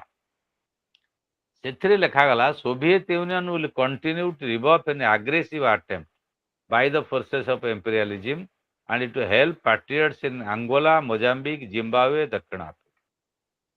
ସେ କହିଲେ ଯେ ସାମ୍ରାଜ୍ୟବାଦୀ ଶକ୍ତି ମାନେ ବିଶେଷ କରି ଆମେରିକା, ଏମାନେ ଯୋଉ ଦେଶ ପ୍ରେମୀ ମାନଙ୍କୁ ହଇରାଣ କରୁଛନ୍ତି ବା ଅତ୍ୟାଚାର କରୁଛନ୍ତି ଏଇ ରାଷ୍ଟ୍ର, ତାର ସେଇ ରାଷ୍ଟ୍ରରେ ସ୍ୱାଧୀନତା ଆନ୍ଦୋଳନ ଚାଲୁଥିଲା। ସେ ସ୍ୱାଧୀନତା ଆନ୍ଦୋଳନ ଗୁଡ଼ିକୁ ରଷିଆ ସମର୍ଥନ କଲା। ଆଙ୍ଗୋଲାରେ, ଆଙ୍ଗୋଲା କୋଉଠି ଆଫ୍ରିକାର ଗୋଟେ country, Mozambique, Zimbabwe, south Africa, Nelson Mandela ଲଢେଇ କରୁଥିଲେ। ନେଲସନ ମାଣ୍ଡେଲାକୁ ସମର୍ଥନ କଲା କିଏ? ରଷିଆ। କିନ୍ତୁ ଗୋରା ଶାସନ ଥିଲା, ତାକୁ ଆମେରିକା, ବ୍ରିଟେନ ଏମାନେ ସମର୍ଥନ କରୁଥିଲେ, ତାଙ୍କର ଶାସନ, ପୁରୁଣା ଶାସନ। ସେଇଭଳିଆ ଆଙ୍ଗୋଲାରେ, ମୋଜାମ୍ବିକରେ, ଜିମ୍ବାୱେରେ ଚାଲିଲା। ତ 27th party congress, communist party of Soviet Union ଯୋଉଟା ହେଲା, ସେଥିରେ ବ୍ରେଜନେଭ କହିଲେ ଦେତା does not in the slightest way abolish the or change the laws of the class struggle। ଦେତା ଅର୍ଥ ଶ୍ରେଣୀ ସଂଗ୍ରାମର ଅବସାନ ହବନି, ଶ୍ରେଣୀ ସଂଗ୍ରାମ ଚାଲିବ, ବୁର୍ଜୁଆ ଆଉ ଶ୍ରମିକ ଶ୍ରେଣୀ ଭିତରେ ଚାଲିବ। ସାମ୍ରାଜ୍ୟବାଦୀ ରାଷ୍ଟ୍ର ଏବଂ ଯୋଉମାନେ ଦେଶପ୍ରେମୀ ସ୍ୱାଧୀନତା ଆନ୍ଦୋଳନ ପାଇଁ ଲଢ଼େଇ କରୁଛନ୍ତି ତାଙ୍କୁ ଚାଲିବ। ଏଥିରେ ଆମେ ସେ ଯୋଉ ଦେଶପ୍ରେମୀ ମାନଙ୍କୁ ବା ସଂଗ୍ରାମୀ ମାନଙ୍କୁ ବା ଉପନିବେଶ ବିରୋଧୀ ସଂଗ୍ରାମୀ ମାନଙ୍କୁ ଆମେ ସମର୍ଥନ କରିବା ହେଲା। ତ ଏଥିରେ ଏଇ ଯୋଉ ଅସ୍ତ୍ରଶସ୍ତ୍ର ଯୋଗେଇବା, ନୈତିକ ସମର୍ଥନ ଯୋଗେଇବା, ଅର୍ଥ ଯୋଗେଇବା, ଏ କଥା ଆମେରିକା କଲା। ତାକୁ ରଷିଆ କଲା, ରଷିଆକୁ ଆମେରିକା ବିରୋଧ କଲେ। ଆମେରିକା ମଧ୍ୟ ଅସ୍ତ୍ରଶସ୍ତ୍ର ସେମାନଙ୍କୁ ଯୋଗେଇଲା। ତାଙ୍କ ତା ଅର୍ଥ ଯୋଉ ଦେଶ ମାନଙ୍କରେ ସ୍ୱାଧୀନତା ପାଇଁ ଆନ୍ଦୋଳନ ହଉଥିଲା ବା ପରିବର୍ତ୍ତନ ପାଇଁ ଆନ୍ଦୋଳନ ହଉଥିଲା, ସେଠି ଏମାନେ ଇନଡାଇରେକ୍ଟଲି ସମ୍ପୃକ୍ତ ହେଇଗଲେ। ଆମେରିକା ଗୋଟେ ଗୋଷ୍ଠୀକୁ ସମର୍ଥନ କଲା, ରଷିଆ ଗୋଟେ। ଯେମିତି ଆଫଗାନିସ୍ତାନରେ ଯୋଉ ସରକାର ବସିଲା, ସେ ସରକାରକୁ ରଷିଆ ସମର୍ଥନ କଲା। କିନ୍ତୁ ଏ ଯୋଉ ତାଲିବାନ ସନ୍ତାସବାଦୀ ଗୋଷ୍ଠୀକି ଆମେରିକା ଅସ୍ତ୍ରଶସ୍ତ୍ର ଯୋଗେଇଲା, ପାକିସ୍ତାନ ଆର୍ମି ଟ୍ରେନିଂ ଯୋଗେଇଲା। ତେଣୁ ସେଠି ଆଫଗାନିସ୍ତାନରେ ସନ୍ତାସବାଦର ଜନକ ହଉଛି, ଯୋଉଟା ପରବର୍ତ୍ତୀ ପର୍ଯ୍ୟାୟରେ ନିଜେ ଶିକାର ହେଲା, Osama bin Laden. Osama bin ଲାଡେନଟା କାହାର କ୍ରିଏସନ? ସେ ହଉଛି ଆମେରିକାର ସୃଷ୍ଟି। ସେତେବେଳେ ଆଫଗାନିସ୍ତାନକୁ ଦବେଇବା ପାଇଁ ସୋଭିଏତ ୟୁନିୟନ ସମର୍ଥିତ ସରକାର।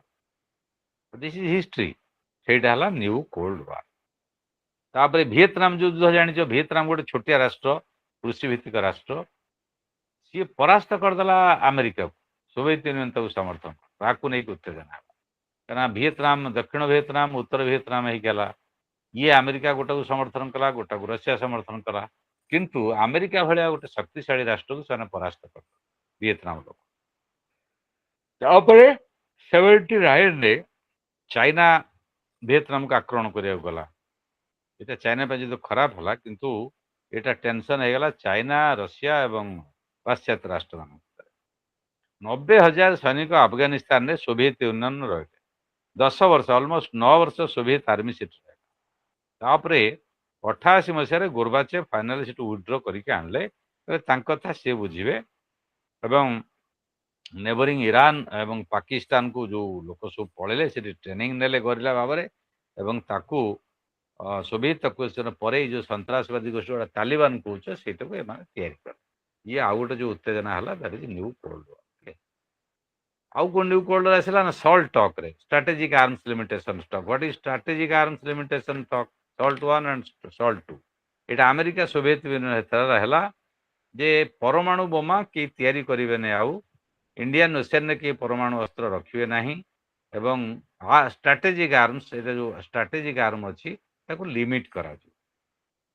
ତାପରେ କୋଲ୍ଡ ୱାର ଅବସାନ ହେଲା କେବେ 89 ମସିହାରେ ସୋଭିଏତ ୟୁନିୟନ ବିପର୍ଯ୍ୟୟ ହେଲା। ତା ପୂର୍ବରୁ 90-89 ବେଳକୁ ଯୋଉ ପରିବର୍ତ୍ତନ ହେଲା ଗୋର୍ବାଚେଭ ଆସିଲେ। ଗୋର୍ବାଚେଭ ଏବଂ ତାଙ୍କର ପେରିଷ୍ଟ୍ରୋଇକା ଗ୍ଲାସନୋସ୍ତ ଘୋଷଣା କଲେ ରଷିଆରେ ପଲିସି ହିସାବରେ ଏବଂ ତାପରେ ଆମେରିକାର ଯେ ରାଷ୍ଟ୍ରପତି ଥିଲେ ରୋନାଲ୍ଡ ରିଗାନ ଏବଂ ମିଖାଇଲ ଗୋର୍ବାଚେଭ ରଷିଆର ରାଷ୍ଟ୍ରପତି ଏମାନେ ଡିକ୍ଲାର କଲେ ଯେ କୋଲ୍ଡ ୱାର ଏଇଠୁ ଅବସାନ ହେଲା। ତ ରିଗାନ ଆଣ୍ଡ ଗୋର୍ବାଚେଭଙ୍କର ଐତିହାସିକ ଆଦାନ ରହିଲା 1981ରେ ସେ ଆସିଲେ। ସୋଭିଏତ ୟୁନିୟନ ତାର Q1 ମିଲିଟାରୀ ଫୋର୍ସ ବା ଅଲଗା ଯେତିକି ଯେତିକି ଥିଲା ସେ ମେଣ୍ଟେନ କରିବାକୁ ଚାହିଁଲେ କିନ୍ତୁ ଗୋର୍ବାଚେଭ ତାକୁ ବନ୍ଦ କରିବାକୁ ଚାହିଁଲେ। ସେ କହିଲେ ଡିପ୍ଲୋମାସିର ବିକଳ୍ପ ନାହିଁ ଆମେ ଆଲୋଚନା କରିକି ଆମେ ପରସ୍ପର ଭିତରେ ୟାକୁ ଘୋଷଣା କରିବା। ତାପରେ ଗୋଟେ INF ଟ୍ରି ହେଲା। INF ଟ୍ରିଟି କ'ଣ? International nuclear force treaty. INF treaty ଏଇଟା ରିଗାନ ଆଉ ଗୋର୍ବାଚେଭଙ୍କ ଭିତରେ ଯେ ଇଣ୍ଟରମିଡିଏଟ୍ ବାଲାଷ୍ଟିକ ମିଜାଇଲ ଯୋଉ ମଧ୍ୟମ ଧରଣର ଯୋଉଟା ବାଲାଷ୍ଟିକ କ୍ଷେପଣାସ୍ତ୍ର ତାର ଉତ୍ପାଦନ ହବ ନାହିଁ ହେଲା। ତାର ଉତ୍ପାଦନ ହବ ନାହିଁ ଏଇଟା ଖସି ଏଇଟା ସେମାନେ କଲେ ଯେ ଆଉ ମାନେ ଫର୍ଦର ପରମାଣୁ ଅସ୍ତ୍ର ଆମେ ତିଆରି କରିବା ନାହିଁ। ଏଇଟା ଗୋଟେ ବଡ଼ ଆଚିଭମେଣ୍ଟ ତାଙ୍କ ଭିତରେ ହେଲା ଏବଂ ସୋଭିଏତ ୟୁନିୟନରେ ବିରାଟ ରାଜନୈତିକ ପରିବର୍ତ୍ତନ ହେଲା ଯାହାଫଳରେ ଶୀତଳ ଯୁଦ୍ଧର ଅବସାନ ହେଲା। ଗୋର୍ବାଚେଭ ଯୋଉ କହିଲି ପେରିଷ୍ଟ୍ରୋଇକା ଆଣ୍ଡ ଗ୍ଲାସନୋସ୍ତ ମାନେ ଓପନନେସ୍ ଆଣ୍ଡ ରିଷ୍ଟ୍ରକ୍ଚରିଂ ସମାଜଟା ଉନ୍ମୁକ୍ତ ହବ ଏବଂ ଅର୍ଥନୀତି ରାଜନୀତିର ପୁନର୍ଗଠନ ହବ। କମ୍ୟୁନିଷ୍ଟ ପାର୍ଟିର ଭୂମିକାଟାକୁ ଚେଞ୍ଜ କରାଯିବ ଏ କଥା ଗୋର୍ବାଚେଭ ଘୋଷଣା କଲେ କିନ୍ତୁ ସେଇଥିରେ ସେମାନଙ୍କର ବିପର୍ଯ୍ୟୟ ହେଇଗଲା। ସୋଭିଏତ ୟୁନିୟନ ଭାଙ୍ଗଲା ଏବଂ ସେମାନେ ସ୍ୱାଧୀନ ରାଷ୍ଟ୍ର ସବୁ ପରିଣତ ହେଇଗଲେ। ୟୁକ୍ରେନ ଏକ ସ୍ୱାଧୀନ ରାଷ୍ଟ୍ର ଭାବରେ ଜନ୍ମ ଗ୍ରହଣ କଲା। ଓକେ ଆଉ କିଏ ଜଏନ୍ କଲେ କି ନୂଆ? Just a second.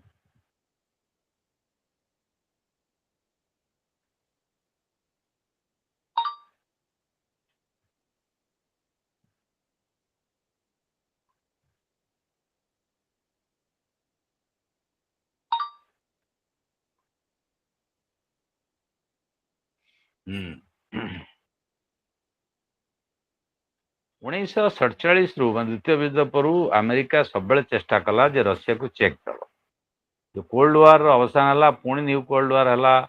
ସେଥିରେ ପେରେଷ୍ଟ୍ରୋଇକା ଗ୍ଲାସନୋସ୍ତ ପରେ ଆମେରିକା ସେଥିରେ ପ୍ରବେଶ କରିଗଲା ରଷିଆ ଭିତରେ ଏବଂ ରଷିଆକୁ ଭାଙ୍ଗି ଦିଆଯାଉ। ସୋଭିଏତ ୟୁନିୟନ କମ୍ୟୁନିଷ୍ଟ ଶାସନ ନ ରହୁ, କମ୍ୟୁନିଷ୍ଟ ଆଦର୍ଶର ଅବସାନ ହଉ, କମ୍ୟୁନିଷ୍ଟ ରାଷ୍ଟ୍ର ଅବସାନ ହଉ ଏଟାକୁ ଫ୍ୟାସିଲିଟେଟ୍ କରେଇଲା ଆମେରିକା ଯେ ସେଠି ତାଙ୍କର ବିପର୍ଯ୍ୟୟ ହଉ ଏବଂ ଗୋର୍ବାଚେଭ ଯୋଉ ନୀତି କଲେ ଯଦିଓ ଅନେକାଂଶରେ ଠିକ ଥିଲା କେତେ ପରିମାଣରେ ସୋଭିଏତ ୟୁନିୟନ ବଞ୍ଚି ପାରିଲାନି।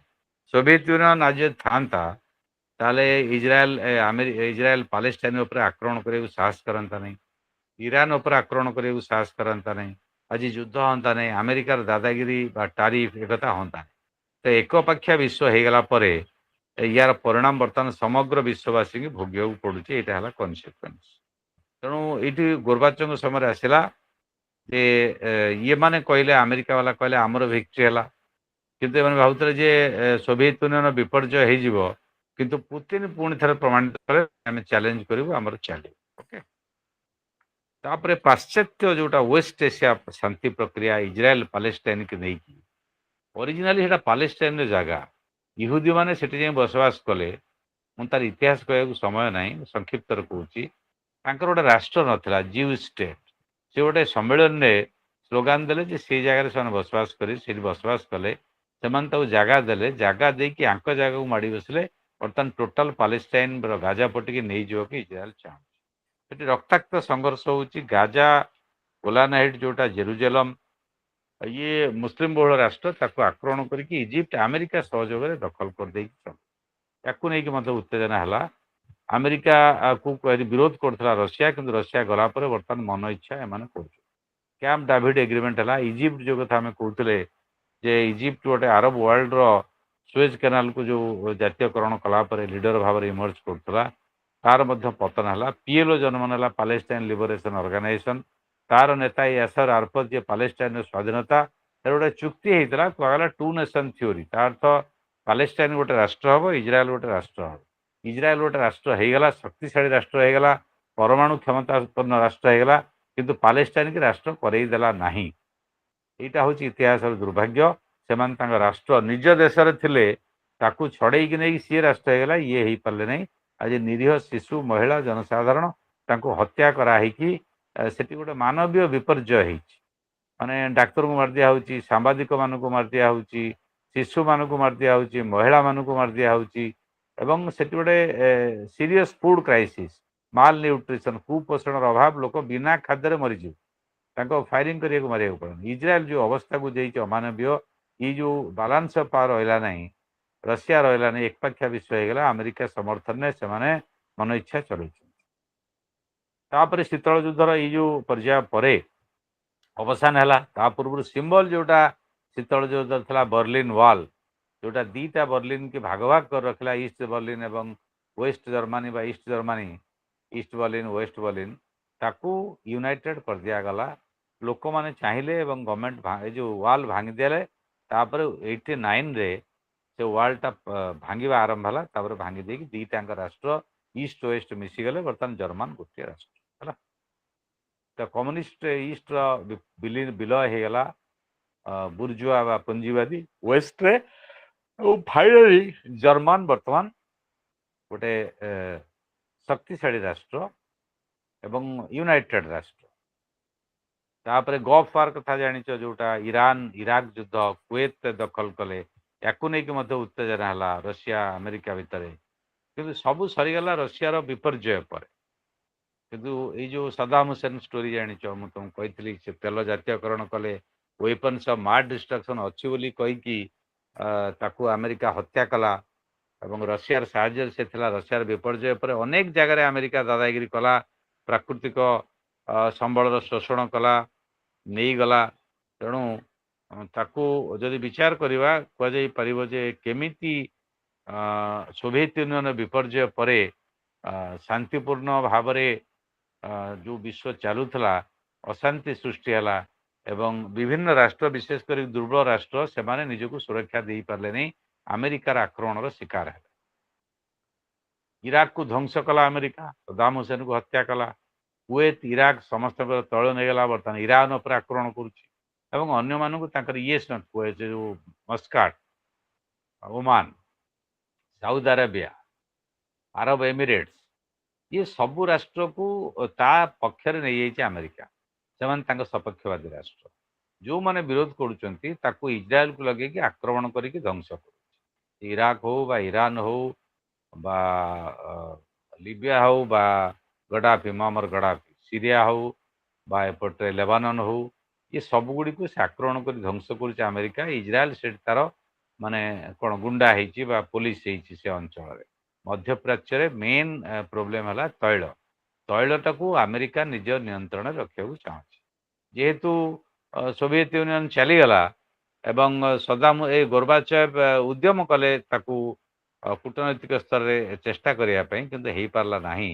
ଆମେରିକା ଯାଇ ଜବରଦସ୍ତି ପଶିଗଲା ଏବଂ ବର୍ତ୍ତମାନ ଭିଏତନାମରେ ଯୋଉ ପ୍ରତିରୋଧ ହେଲା, ସେଇଭଳିଆ ପ୍ରତିରୋଧ ଇରାକ ଦେଇପାରିଲେ ନାହିଁ। ତେଣୁ ଆମେରିକା ସଫଳ ହେଲା, କାରଣ ସୋଭିଏତ ୟୁନିୟନ ନାହିଁ, ଭାଙ୍ଗିଗଲା, ଏଣ୍ଡ ଅଫ କୋଲ୍ଡ ୱାର। ଏବଂ ଏଇ ଯୋଉ ଆଇଏନଏଫ ଚିଠି ପରେ ଅଗଷ୍ଟ 1991ରେ ଗୋର୍ବାଚେଭ ବିରୁଦ୍ଧରେ ଗୋଟେ ରାଷ୍ଟ୍ରଦ୍ରୋହ ହେଲା, ମାନେ ଅଲଗା ମାନେ ଆସିବେ। ସେଟା କିଛି ପରିମାଣରେ ସଫଳ ହେଲା, କିଛି ପରିମାଣରେ ବିଫଳ ହେଲା। ତେଣୁ abrupt end of the cold war ଯୋଉ ଭାଙ୍ଗଲା, ସୋଭିଏତ ୟୁନିୟନ ବିପର୍ଯ୍ୟୟ ହେଲା।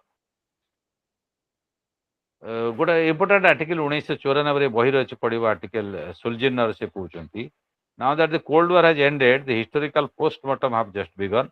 The ocean of original documents from the Swiss government archives has now been augmented by rivers flowing from previously closed Soviet and Eastern disputes. ତାର America ଜାଣି ଶୁଣିକି ଶୀତଳ ଯୁଦ୍ଧ କରାଉଥିଲା, ତା ସ୍ୱାର୍ଥ ପାଇଁ ଚାରିଆଡ଼େ ଗଣ୍ଡଗୋଳ କରୁଥିଲା।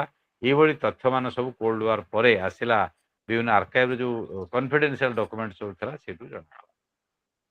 ତେଣୁ ଏଣ୍ଡ ଅଫ୍ କୋଲ୍ଡ ୱାର ଯେ ଆମେରିକା ଅନେକ ପରିମାଣରେ ଦାୟୀ, ଯଦିଓ ସୋଭିଏତ ୟୁନିୟନ ଦାୟୀ, କିନ୍ତୁ ଉଦ୍ଦେଶ୍ୟମୂଳକ ଭାବରେ ଆମେରିକା କରୁଥିଲା ବିଶ୍ୱରେ ତାର ପ୍ରଭାବ ରକ୍ଷା ପାଇଁ ଏବଂ ସୋଭିଏତ ୟୁନିୟନକୁ ଧ୍ୱଂସ କରିବା ପାଇଁ ମଧ୍ୟ ଷଡ଼ଯନ୍ତ୍ର କରୁଥିଲା। ଏକଥା ଆସ୍ତେ ଆସ୍ତେ ଜଣାଗଲା। ହେଲା, ବର୍ତ୍ତମାନ ଫ୍ୟୁଚର କ'ଣ? କୋଲ୍ଡ ୱାର ସରିଗଲା, ଫ୍ୟୁଚର ଆମେ ଜଗତୀକରଣ ଯୁଗ ଆରମ୍ଭ ହେଇଗଲା, ପୁଞ୍ଜିବାଦୀ ସାମ୍ରାଜ୍ୟବାଦୀ ଆକ୍ରମଣ ଆରମ୍ଭ ହେଇଗଲା। ଅର୍ଥନୀତି କ୍ଷେତ୍ରରେ ନନ୍ ଷ୍ଟେଟ୍ ଆକ୍ଟର ଆସିଗଲେ। କିଏ ନନ୍ ଷ୍ଟେଟ୍ ଆକ୍ଟର?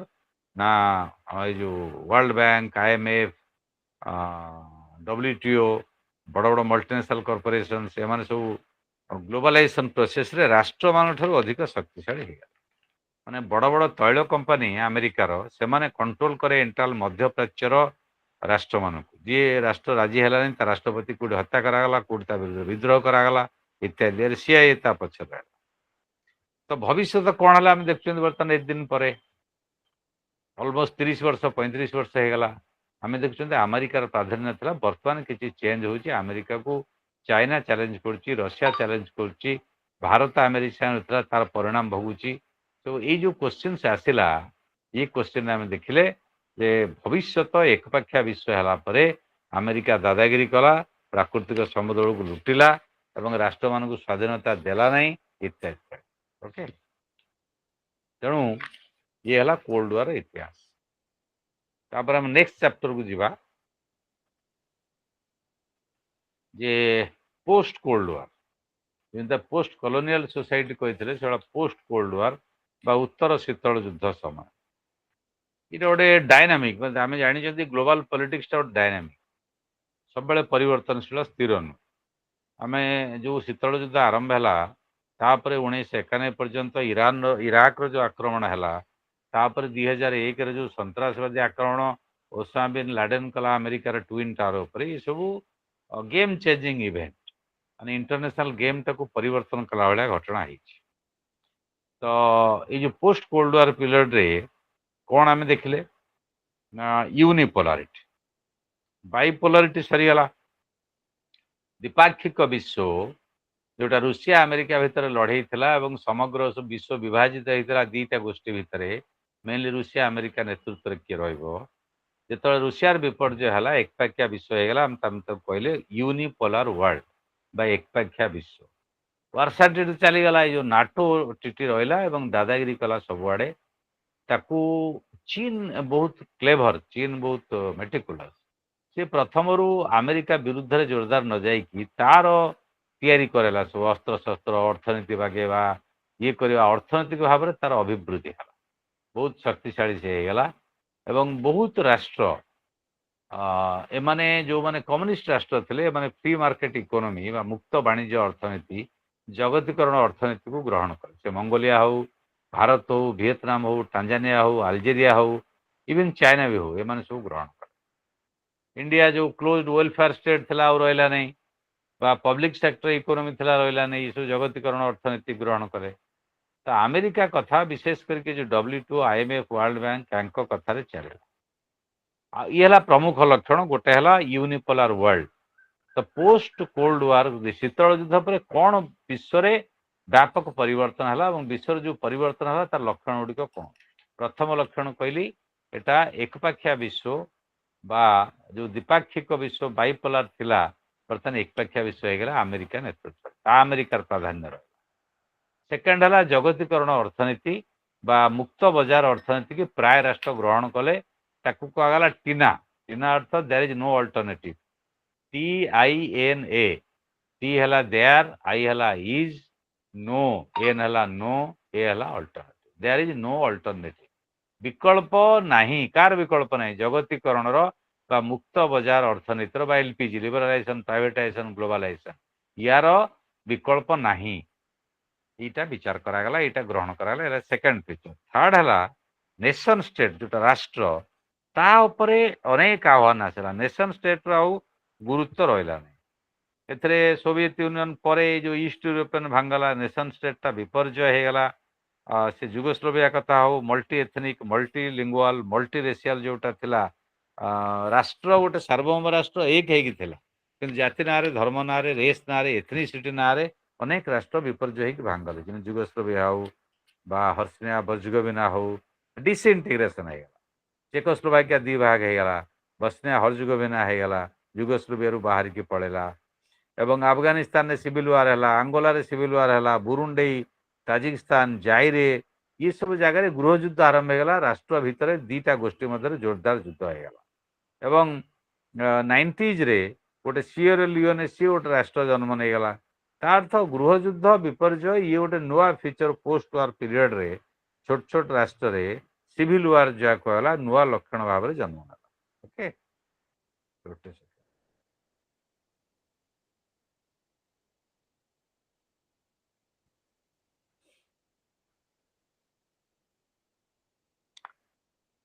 ତ ଏଥିରେ ଆଉ କଣ ହେଲା ନା ଏ ଯୋଉ ମଲ୍ଟିଲେଟରାଲ ଇନଷ୍ଟିଟ୍ୟୁସନ ବହୁପାକ୍ଷିକ ଅନୁଷ୍ଠାନ ଯୋଉଟା କହିଲି ୱାର୍ଲଡ ବ୍ୟାଙ୍କ, ଏଟା ଚତୁର୍ଥ ଲକ୍ଷଣ। World bank, international monetary fund ଏବଂ WTO ଏମାନେ ରାଷ୍ଟ୍ର ଅପେକ୍ଷା ବେଶୀ ଶକ୍ତିଶାଳୀ। ଏମାନେ ଯୋଉ ନୀତି ଗ୍ରହଣ କଲେ ଅନ୍ୟ ରାଷ୍ଟ୍ରମାନେ ତାକୁ ମାନିବାକୁ ବାଧ୍ୟ। ମାନେ ଏଇ ଯୋଉ ଜଗତୀକରଣ ନୀତି କହିଲେ ୟାର ବିକଳ୍ପ ନାହିଁ ବୋଲି ପ୍ରଚାର କଲେ, there is no alternative to it, ତାର ସମସ୍ତେ ମାନିବାକୁ ବାଧ୍ୟ। ୟାକୁ ଯୋଡ଼ି ଦିଆଗଲା ଋଣ ସହିତ। IMF ୱାର୍ଲଡ ବ୍ୟାଙ୍କ ବିଶେଷ କରି ଗରିବ ବିକାଶଶୀଳ ରାଷ୍ଟ୍ରକୁ ଯୋଉ ସବୁ ଋଣ ଦେଲେ ସେ ଋଣ ଯିଏ ନବ ତା ସହିତ ସର୍ତ୍ତ ରଖାଗଲା ତମେ ଫ୍ରି ମାର୍କେଟ ଇକୋନୋମି ମୁକ୍ତ ବଜାର ଅର୍ଥନୀତି କି ପ୍ରୟୋଗ କରିବ, କାର୍ଯ୍ୟକାରୀ କରିବ। LPG ଜଗତୀକରଣ ନୀତି, ଲିବରାଲାଇଜେସନ, ପ୍ରାଇଭେଟାଇଜେସନ, ଗ୍ଲୋବାଲାଇଜେସନ। ସେଇଟା କଣ ଲିବରାଲାଇଜ କରିବ? ତମର ଯେତେ ନିୟମ ଅଛି ମୁକ୍ତ ବଜାର ଅର୍ଥନୀତି, ତମ ଦେଶକୁ ସବୁ ଦେଶର ଦ୍ରବ୍ୟ ଯିବ, ସେଠି ଅବାଧରେ ବିକ୍ରି ହବ, ତମେ ସେଠି ବାଧାବିଘ୍ନ ରଖିବ ନାହିଁ। That is called liberalisation. Privatisation ବୁଝଛ, ତମର ସରକାରୀ କମ୍ପାନୀ ଯାହା ଅଛି ଇଣ୍ଡିଆରେ, ଯେମିତି ରେଲୱେ ହଉ, ଏୟାରପୋର୍ଟ, ଆମର ଏୟାରଲାଇନ୍ସ ତ କିଛି ନାହିଁ, ସରକାରୀ ସବୁ ପ୍ରାଇଭେଟ ହେଇଗଲା। ଲାଷ୍ଟକୁ ଏୟାର ଇଣ୍ଡିଆ ଥିଲା, ତାକୁ ବି ଟାଟା ନେଇଗଲା। ଯୋଉଟା ବୋଇଙ୍ଗ ବିମାନ ଅହମ୍ମଦାବାଦରେ ଆକ୍ସିଡେଣ୍ଟ କ୍ରାସ୍ ହେଲା, ତ ଗଭର୍ଣ୍ଣମେଣ୍ଟର ଥିଲା, ସେଟା ଇଣ୍ଡିଆ ଗଭର୍ଣ୍ଣମେଣ୍ଟର ଟୋଟାଲ। ଆଉ ଇଣ୍ଡିଆ ଗଭର୍ଣ୍ଣମେଣ୍ଟର ଏୟାରଲାଇନରେ କିଛି ରହିଲା ନାହିଁ ହେଲା, ସବୁ ତ ପ୍ରାଇଭେଟାଇଜ ହେଇଗଲାଣି। ତ ଏଇ ଯୋଉ ପ୍ରାଇଭେଟାଇଜେସନଟା ସମସ୍ତେ କରିବେ, ଏଇଟା ଜଗତୀକରଣ ନୀତି କହିଲା। ତାପରେ କଣ ଗ୍ଲୋବାଲାଇଜେସନ, ଏଇଟା ଖାଲି ଗୋଟେ ଦେଶରେ ହବ ହେଲେ ହବ, ବିଶ୍ୱବ୍ୟାପୀ ସବୁ ଦେଶରେ ଏଇଟା ହବ, କାରଣ ୟାର ବିକଳ୍ପ ନାହିଁ ବୋଲି ସେମାନେ ପ୍ରଚାର କଲେ। ଇଏ ଗୋଟେ ନୂଆ ଲକ୍ଷଣ ହେଲା। ତାପରେ ଆସିଲା ଇଏ ହେଲା ନେସନ ଷ୍ଟେଟକୁ ଚ୍ୟାଲେଞ୍ଜ କରାଗଲା, ମଲ୍ଟିଲେଟରାଲ ଇନଷ୍ଟିଟ୍ୟୁସନ। ଆଉ କିଏ ଶକ୍ତିଶାଳୀ ହେଲା ରାଷ୍ଟ୍ର ଅପେକ୍ଷା? ଏଇ ଯୋଉ WTO, IMF, ୱାର୍ଲଡ ବ୍ୟାଙ୍କକୁ ଛାଡ଼ିଦେଲେ ମଲ୍ଟିନେସନାଲ କର୍ପୋରେସନ, ବଡ ବଡ କମ୍ପାନୀ, ସେମାନେ ଅବାଧରେ ବିଶ୍ୱବ୍ୟାପୀ ଗତି କଲେ। ଯୋଉଠି ପାରିଲେ ସେଠି ଉତ୍ପାଦନ କରିବେ, ରାଷ୍ଟ୍ର ଅଟକେଇ ପାରିବନି, ରାଷ୍ଟ୍ର କିଛି ସର୍ତ୍ତ କରିପାରିବ ନାହିଁ। କଲେ ସେମାନେ ଶକ୍ତିଶାଳୀ, ସେମାନେ ଡୋମିନେଟ୍ କରିବେ ଆମେରିକା ସାହାଯ୍ୟରେ ବା ଅଲଗା ପୁଞ୍ଜିବାଦୀ ରାଷ୍ଟ୍ର ସାହାଯ୍ୟରେ। ତ ସେମାନେ ତାଙ୍କ ସୁବିଧା ଅନୁସାରେ ଉତ୍ପାଦନ କରିବେ, ମାର୍କେଟିଂ କରିବେ, ପ୍ରାଇସିଂ କରିବେ। ରାଷ୍ଟ୍ରମାନଙ୍କର ଗୁରୁତ୍ୱ ରହିବ ନାହିଁ, ବିଶେଷ କରି ଗରିବ ବିକାଶଶୀଳ ରାଷ୍ଟ୍ର। ଓକେ, ଇଏ ଗୋଟେ ନୂଆ ଲକ୍ଷଣ ପୋଷ୍ଟ ୱାର କୋଲ୍ଡ ୱାର ପିରିୟଡରେ ହେଲା। ଆମେ ସେଇଟାକୁ ପଢୁ। ଆଉ କଣ ହେଲା ନା ସିକ୍ୟୁରିଟିର ଯୋଉ ସଂଜ୍ଞା ସେ ପୁରା ବଦଳିଗଲା। କଣ ବଦଳିଗଲା? ଆଗରୁ ସିକ୍ୟୁରିଟି କହିଲେ ମିଲିଟାରୀ ସିକ୍ୟୁରିଟି ବା କାହାର କେତେ ମିଲିଟାରୀ ଷ୍ଟ୍ରେଂଥ ଅଛି, କାହାର କେତେ ପରମାଣୁ ଶକ୍ତି ଅଛି, ସେଇଆକୁ ବୁଝା ହଉଥିଲା। ଯୁଦ୍ଧ ଗୁଡ଼ିକ ଯାହା ହେଲା ମିଲିଟାରୀ ବେସ୍ରେ ହେଲା। ଇରାନ ଇରାକ ଯୁଦ୍ଧ ହଉ, ଇଣ୍ଡିଆ ଚାଇନା ଯୁଦ୍ଧ ହଉ, ଇଣ୍ଡିଆ ପାକିସ୍ତାନ ଯୁଦ୍ଧ ହଉ, କୁଏତ ଯୁଦ୍ଧ ହଉ, ବା ଆମର କାର୍ଗିଲ ବା Yugoslavia, Haiti, Liberia, Rwanda, Sierra Leone, Somalia, Tajikistan, ଇଏ ସବୁ ଚାଲିଲା। ଆଫଗାନିସ୍ତାନ, ଏ ସବୁ ଯୁଦ୍ଧ ଚାଲିଲା। ଓକେ, ତ ଏଥିରେ ଗୋଟେ ନୂଆ କଥା ଦେଖା ହେଲା, ଏଥନିକ ରାଇଭାଲି ବା ଗୃହ ଯୁଦ୍ଧ।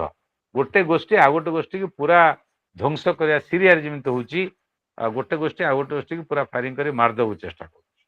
ତାପରେ ସନ୍ତ୍ରାସବାଦ ଇମର୍ଜ କଲା, ଯୋଉଟା ଓସାମା ବିନ୍ ଲାଡେନ 2001ରେ ଯୋଉଟା ସେପ୍ଟେମ୍ବର 11 ଯୋଉ ଘଟଣା ହେଲା, ଟ୍ୱିନ୍ ଟାୱାର ଆକ୍ରମଣ କଲା, ଏଇଟା ପ୍ରମାଣିତ କରିଦେଲା ତମେ ମିଲିଟାରୀ ଯେତେବେଳେ ଶକ୍ତିଶାଳୀ ହୁଅ, ସନ୍ତ୍ରାସବାଦୀ ଗୋଷ୍ଠୀ ଆସିକି ତମକୁ କୋଉଠି ନା କୋଉଠି ଆକ୍ରମଣ କରିପାରିବେ। So terrorism emerged as a major issue of security in post Cold War world. ଉତ୍ତର ଶୀତଳ ଯୁଦ୍ଧ ପରବର୍ତ୍ତୀ ବିଶ୍ୱରେ ସନ୍ତ୍ରାସବାଦ ଗୋଟେ ମେଜର ସିକ୍ୟୁରିଟି ଚ୍ୟାଲେଞ୍ଜ ହେଲା, ଗୃହ ଯୁଦ୍ଧ ଗୁଡ଼ିକ ମେଜର ସିକ୍ୟୁରିଟି ଚ୍ୟାଲେଞ୍ଜ ହେଲା। ତ ଏଇଟା ଗୋଟେ ପ୍ରଶ୍ନ କଲା ଯେ ମିଲିଟାରୀ ଶକ୍ତିଶାଳୀ ହେଲେ ଜଣେ ମାନେ ସୁରକ୍ଷିତ ରହିଲା, ଏ ଧାରଣା ଭାବିବା ଭୁଲ। ବର୍ତ୍ତମାନ ନୂଆ ଡାଇମେନସନ ଏଟା ଆସିଗଲା। କଣ ନା ଯୋଉ ଇସ୍ରାଏଲ ଇରାନ ଯୁଦ୍ଧ ହେଲା, ଇସ୍ରାଏଲ ଯୋଉ ନିଜେ ଭାବୁଥିଲା, ଆମେରିକା ଭାବୁଥିଲା ମୁଁ ଶକ୍ତିଶାଳୀ, ମତେ ପୃଥିବୀରେ କେହି କିଛି କରିପାରିବେନି, ଆଟଲିଷ୍ଟ ମଧ୍ୟପ୍ରାଚ୍ୟରେ ଇରାନ ଯୋଉ ଧରଣର ଆକ୍ରମଣ କଲା, ଇଏ ଗୋଟେ ନୂଆ ସିକ୍ୟୁରିଟି ଡାଇମେନସନ ନେଇକି ଆସିଲା ଷ୍ଟ୍ରଗଲ ଭିତରୁ ହେଲା ବା ଇଏ aspect. So these are questions that we discussed about the nature feature of ଗୋଟେ second.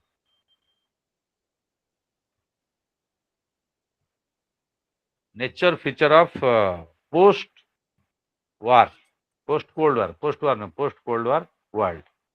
ଆଉ କଣ ଆସିଲା ସିକ୍ୟୁରିଟିରେ ଯୋଡା ହେଲା କଣ ନା ପଭର୍ଟି, ଇନଇକ୍ୱାଲିଟି, ଏକ୍ସପ୍ଲଟେସନ, ଡୋମିନାନ୍ସ, ଦାରିଦ୍ର୍ୟ, ଶୋଷଣ, ଅତ୍ୟାଚାର, ନିର୍ଯାତନା, ଇଏ ମଧ୍ୟ ହ୍ୟୁମାନ ସିକ୍ୟୁରିଟି କନସେପ୍ଟଟା ଆସିଲା। ଯେ ଖାଲି ତମର ମିଲିଟାରୀ ଷ୍ଟ୍ରେଙ୍ଗଥ ହେଇଗଲେ ସିକ୍ୟୁରିଟି ହେଇଗଲା ସେ କଥା ନୁହେଁ। ତମ ଦେଶର ଲୋକ ଯଦି ଦାରିଦ୍ର୍ୟ, ଶୋଷଣ, ଅତ୍ୟାଚାର, କଷଣ ଭିତରେ ରହିଲେ ତାହେଲେ ଇଏ ମଧ୍ୟ ଏକ ବିପର୍ଯ୍ୟୟ ଆଣିବ, ଏଇଟା ସିକ୍ୟୁରିଟି ନୁହେଁ। ଗୋଟେ ସିକ୍ୟୁରିଟି ଡାଇମେନସନଟା ପରିଣତ ହେଇଗଲା ହ୍ୟୁମାନ ସିକ୍ୟୁରିଟିରେ, ମାନବୀୟ ନିରାପତ୍ତା। ତାର ତ ଖାଲି ମିଲିଟାରୀ ସିକ୍ୟୁରିଟି ନୁହେଁ, ସିକ୍ୟୁରିଟିର ଅର୍ଥ ମଣିଷର ସର୍ବନିମ୍ନ ମୌଳିକ ଆବଶ୍ୟକତାର ପୂରଣ, ଶିକ୍ଷା, ସ୍ୱାସ୍ଥ୍ୟ, ପିଇବା ପାଣି ଇତ୍ୟାଦି ଇତ୍ୟାଦି, ବାସଗୃହ, ଇଏ ନହେଲେ ସିକ୍ୟୁରିଟି ହବନି, ହ୍ୟୁମାନ ସିକ୍ୟୁରିଟି କଥା ଆସିଲା। ଏବଂ ଗ୍ଲୋବାଲ ୱାର୍ମିଂ ଆଉ ଗୋଟେ କ୍ଲାଇମେଟ ସିକ୍ୟୁରିଟି ଆସିଲା, ଜଳବାୟୁ ପରିବର୍ତ୍ତନ, ଯୋଉଟା ଆମେ ଏନଭାରନମେଣ୍ଟ ଚାପ୍ଟରରେ ପଢିଲେ, ଇଏ ଗୋଟେ ଡେଞ୍ଜରସ୍ ଜିନିଷ ଆସିଲା। ଯେ କଣ ନା ଆମର ଜଳବାୟୁ ପରିବର୍ତ୍ତନକୁ ନେଇକି ଯାହା ହେଲା, ସେଥିରେ ଆମର ସିକ୍ୟୁରିଟି, ତମର ମିଲିଟାରୀ ଷ୍ଟ୍ରେଙ୍ଗଥ ଥାଉ, ତମର ପରମାଣୁ ବୋମା ଥାଉ, ତମର ମିଲିଟାରୀ ମିଜାଇଲ ଥାଉ, କ୍ଷେପଣାସ୍ତ୍ର ଥାଉ, ଯଦି ମଣିଷ ସଭ୍ୟତା ନ ବଞ୍ଚିବ, ଜୀବଜଗତ ନ ବଞ୍ଚିବ, ପରିବେଶ ପ୍ରଦୂଷଣ ହବ, ଜଳବାୟୁ ପରିବର୍ତ୍ତନ ହବ, ବନ୍ୟା ବାତ୍ୟା ମରୁଡ଼ିକି ତମେ ମୁକାବିଲା କରିପାରିବନି, ଏତେ ପରିମାଣରେ ହବ, ଋତୁ ବଦଳିଯିବ ଏବଂ ପ୍ରାକୃତିକ ବିପର୍ଯ୍ୟୟରେ ଲୋକ ମରିବେ, ତାଙ୍କର ଜୀବନ ଜୀବିକା ହରେଇବେ, ତାହେଲେ ମିଲିଟାରୀ ସିକ୍ୟୁରିଟିର ମାନେ କ'ଣ? ତେଣୁ ଏଇଠି ନ୍ୟାଚୁରାଲ ସିକ୍ୟୁରିଟି ବା ହ୍ୟୁମାନ ସିକ୍ୟୁରିଟି ଡାଇମେନସନ ସିକ୍ୟୁରିଟିରେ ଆସିଲା। ତାର ତ ସିକ୍ୟୁରିଟିକି ନେଇକି ନୂଆ ସଂଜ୍ଞା, ନୂଆ ଧାରଣା ଏସବୁ ଆସିଲା ହେଲା। ତ ଆମେ ଲାଟିନ ଆମେରିକାରେ ଦେଖିଲେ, ଆଫ୍ରିକାରେ ଦେଖିଲେ, ଏସିଆରେ ଦେଖିଲେ, ଏ ଯୋଉ କ୍ରାଇସିସ୍ ସବୁ ଏବଂ ରାଜନୈତିକ ପରିବର୍ତ୍ତନ ଯୋଉ ହେଲା, ଗଣତନ୍ତ୍ରର ବିପର୍ଯ୍ୟୟ ହେଲା, ଏକଛତ୍ରବାଦୀ ଶାସନ ମାନଙ୍କର ଅଭ୍ୟୁଦୟ ହେଲା, ମଣିଷର ମୌଳିକ ଅଧିକାର ଉପରେ ଆକ୍ରମଣ ହେଲା। ତେଣୁ ପୋଷ୍ଟ କୋଲ୍ଡ ୱାର ୱାର୍ଲଡ ତାର ନୂଆ ନୂଆ ଲକ୍ଷଣ ସବୁ ଦେଖାଗଲା। ଇଏ ସବୁ ଗୁଡାଏ ଲକ୍ଷଣ ଯୋଉଟାକୁ ତମେ I hope you are noting, ତମେ ନୋଟ କରୁଥିବ। ତାପରେ ୟାକୁ ମୁକାବିଲା କରିବା ପାଇଁ ଶାନ୍ତି ଆଉ ବିକାଶର ବାର୍ତ୍ତା କ'ଣ ହେଲା, କ'ଣ କରାଗଲା, ମାନେ ମଣିଷ ସମାଜ ତରଫରୁ ବା ରାଷ୍ଟ୍ର ବ୍ୟବସ୍ଥା ତରଫରୁ, what was made or what was attempted. Okay,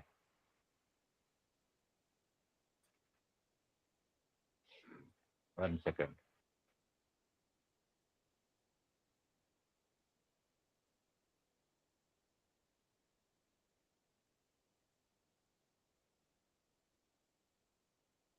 ବର୍ତ୍ତମାନ ଦେଖିବା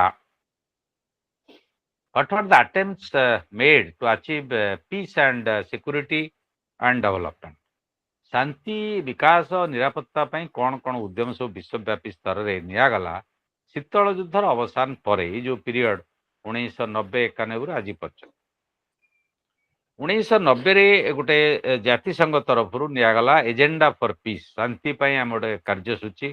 ଯେବେ ମନେ ଥିବ ଗୋଟେ ନାଁ ଶୁଣିଥିବ, ବୁତ୍ରସ ଘାଲି, ଯେ ଜାତିସଂଘର ସେକ୍ରେଟାରୀ ଜେନେରାଲ ଥିଲେ, ସେ ସିକ୍ୟୁରିଟି କାଉନସିଲରେ ଏଇ ପ୍ରସ୍ତାବଟି ଦେଲେ ଏବଂ ତା ପାଇଁ ଗୋଟେ ନିଆଗଲା ପିସ୍ କାପାସିଟି ଜାତିସଂଘର ବଢିବ ଏବଂ ଶାନ୍ତି ପାଇଁ ପ୍ରସ୍ତାବ ରହିବ ହେଲା। ଏ ଯୋଉ ଗଣବିଧ୍ୱଂସକାରୀ ଅସ୍ତ୍ର ଅଛି ତାକୁ କେମିତି କମାଯିବ ସେ ଗୋଟେ ଉଦ୍ୟମ ହେଲା, କିନ୍ତୁ ଆଜି ପର୍ଯ୍ୟନ୍ତ ସେ ଉଦ୍ୟମ ସଫଳ ହେଲା ନାହିଁ। ଯୋଉ ପରମାଣୁ ଅସ୍ତ୍ର ଯିଏ ରଖିଥିଲେ କେହି କମଉନାହାନ୍ତି କି ଛାଡୁନାହାନ୍ତି। ଡିନ୍ୟୁକ୍ଲିୟରାଇଜେସନ ଯୋଉ ସ୍ଲୋଗାନ ଦିଆଯାଇଥିଲା ଯେ ଅଣ ପରମାଣୁ ବ୍ୟବସ୍ଥା କରାଯିବ, ତାକୁ କେହି ସମ୍ଭାଳିଲେ ନାହିଁ। ତ 1993 ଯୋଉଟା 1997 ଇଏ ସରକାର ମାନେ ସେ ରାଜି ହେଲେ, ଦସ୍ତଖତ କଲେ ଗୋଟେ କେମିକାଲ ୱେପନ କନଭେନସନ, ମାନେ ରାସାୟନିକ ଅସ୍ତ୍ର ବ୍ୟବହାର କରିବେ ନାହିଁ, ଇଏ ଗୋଟେ କନଭେନସନ ହେଲା। ରାସାୟନିକ ଅସ୍ତ୍ର ସେ ବ୍ୟବହାର ହଉନି, ବେଳେବେଳେ ଅଭିଯୋଗ ହେଲା ଯେ ରଷିଆ ବ୍ୟବହାର କରୁଛି ଯୋଉ ଆଖି ପୋଡିବ ଯୋଉ ଗ୍ୟାସ, ସେଟା ଭୁଲି ଯାଉଛି ସେ ଗ୍ୟାସଟା କ'ଣ, ୟୁକ୍ରେନରେ ବ୍ୟବହାର କଲା। ତାର ୟୁକ୍ରେନ ରଷିଆ ଅଭିଯୋଗ ମନା କଲା, କାରଣ ଆମେ ବ୍ୟବହାର କରିନୁ, ସତ ହେଲା। ତାପରେ 1996ରେ ଜେନେରାଲ ଆସେମ୍ବଲିରେ ଗୋଟେ ଆଇନ ପାସ୍ ହେଲା ଯେ ବ୍ୟାନ୍ ଅନ୍ ନ୍ୟୁକ୍ଲିୟର ଟେଷ୍ଟ, ପରମାଣୁ ପରୀକ୍ଷଣ କରାଯିବ ନାହିଁ।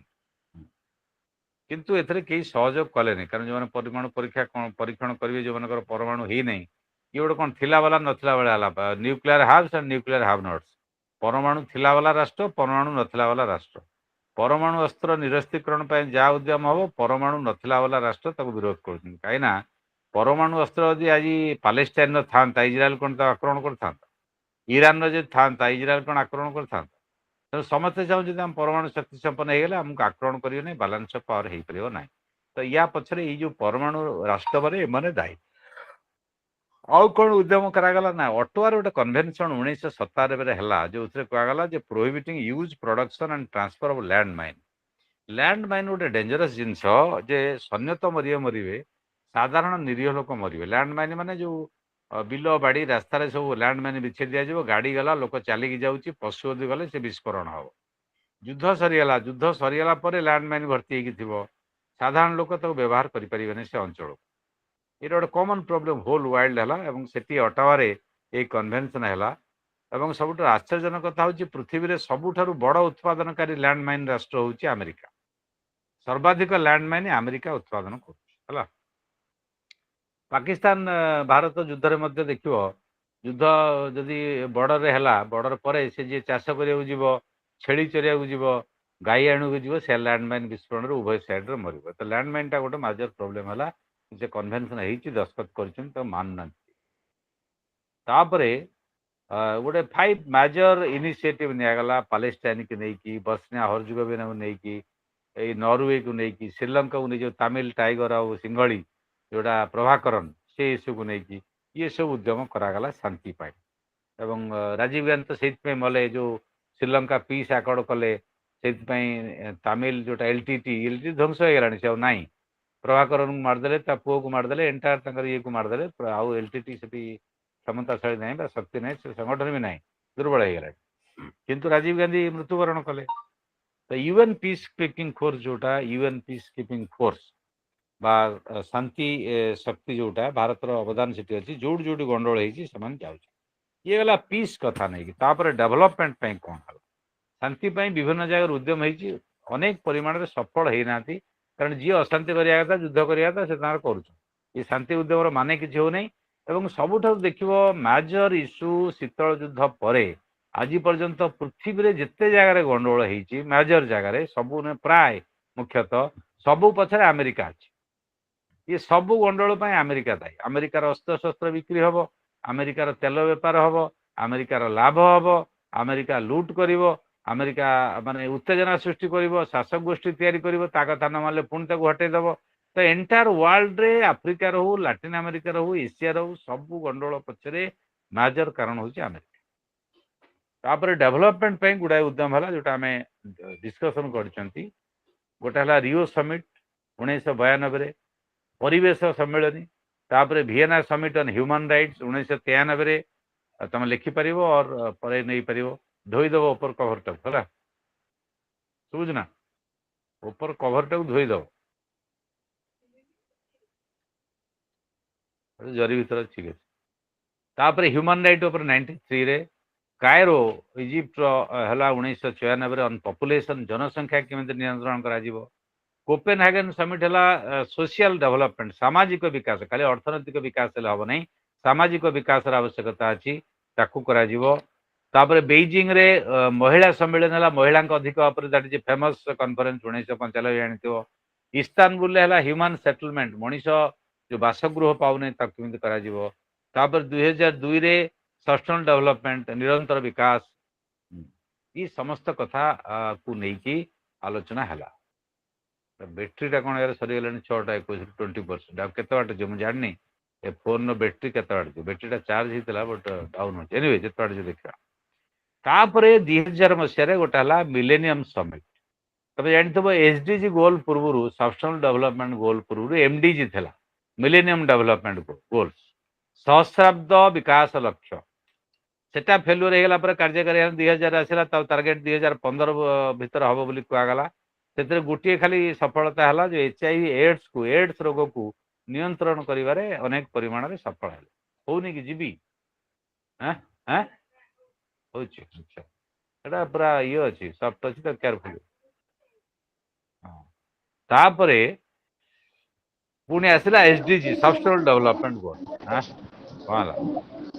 ये है गोटे मेजर इश्यू डेवलपमेंट अरे पुणी कौन पार्टी है करे नेक्स्ट इश्यू आसला पोस्ट वार पीरियड रे पोस्ट कोल्ड वार पीरियड रे जाति संघ को नहीं जाति संघ 1945 रे तैयारी होता गोटे असमान व्यवस्था निरापत्ता परिषद 5टी राष्ट्र सभ्य जी सी जहाँ कहे पृथ्वी से कारण तांकर भिटो पावर अच्छी गोटे अगणतांत्रिक व्यवस्था गोटे दाबी उठला भारत जातिसंघ निरापत्ता परिषद सभ्य हवा दरकार आफ्रिका हवा दरकार ब्राजिल हवा दरकार बहुत राष्ट्र आसला गोटे स्लोगान रिस्ट्रक्चरिंग ऑफ यूनाइटेड जातिसंघर पुनर्गठन हवा दरकार ताहा यथार्थ किए मेंबर हम कौन कर कारण अमेरिका अन्य मैंने चाहूना जदि आमको समर्थन करुँच किंतु चाहूना आम निरापत्ता परिषद सभ्य हो जातिसंघर निरापत्ता परिषद पुनर्गठन हो एत राष्ट्र है 193 राष्ट्र वर्तमान मात्र 15टी राष्ट्र होती जातिसंघ निरापत्ता परिषद सभ्य 5 जन स्थायी सभ्य 10 जन अस्थायी सभ्य 10 जन अस्थायी सभ्य किसी माने नहीं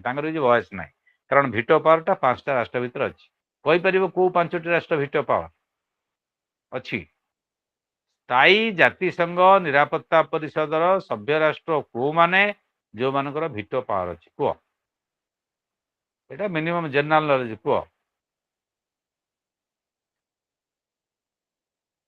टेल मी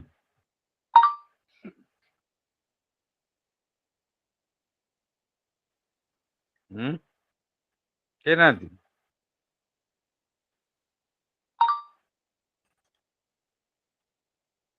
ये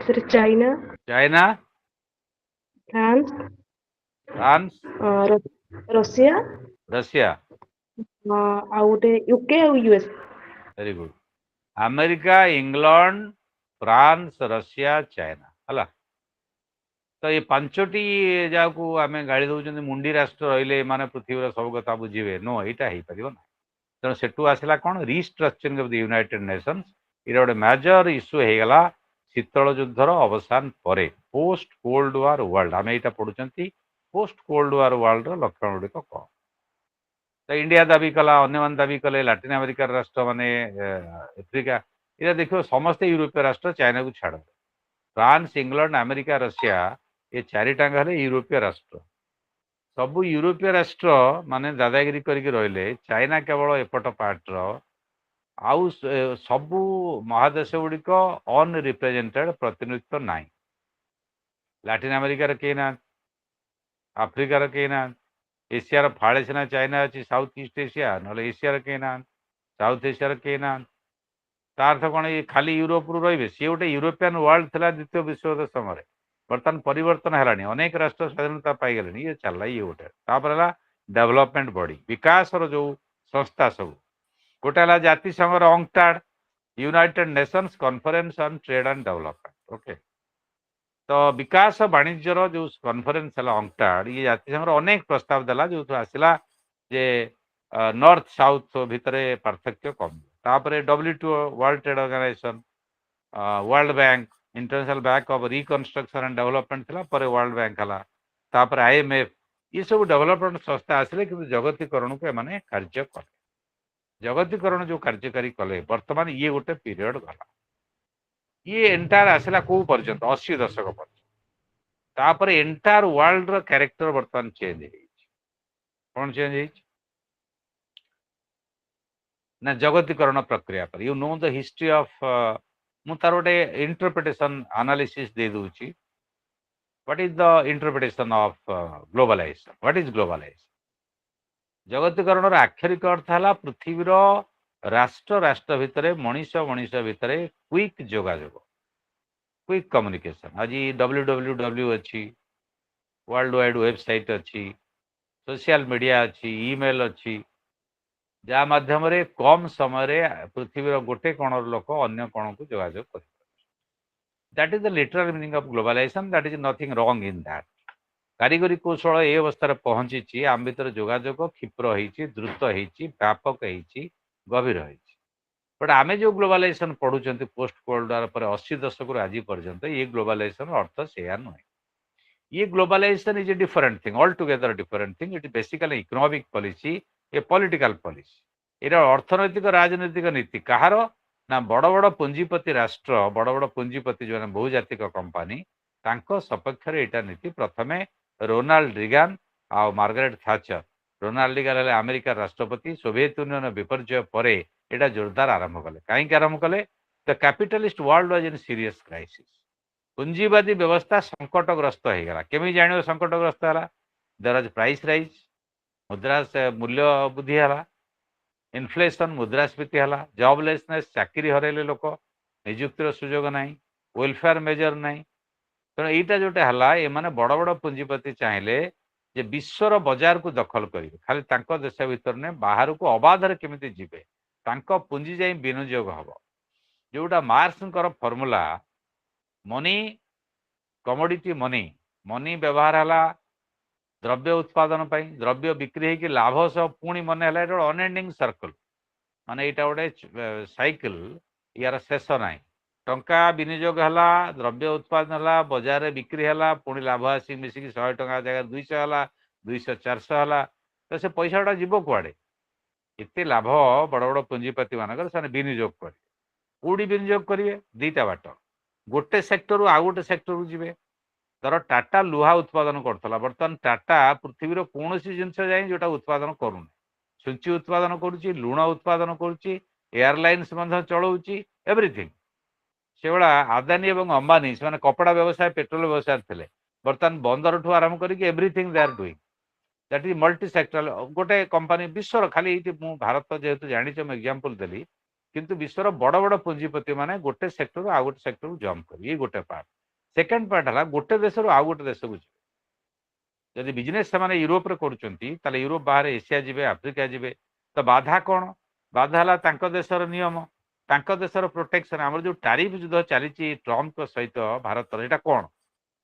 ट्रम्प चाहूँगी जे तार जोटा कृषिजात द्रव्य, तार जोटा दुग्धजात द्रव्य कारगिल कंपनी जो तैयारी करुच्ची, धर कॉर्नफ्लेक्स हो बा चिकेन जोटा कौन की चिकेन सेटा टेंचुकी फ्राइड चिकेन हो, ये अमेरिकार जिनस बिक्री हम बा तार चॉकलेट हो, ये बिक्री हम। बिक्री हेले कौन हम? भारतर चाषी जे उत्पादन करुच्ची सी बुड़ीज।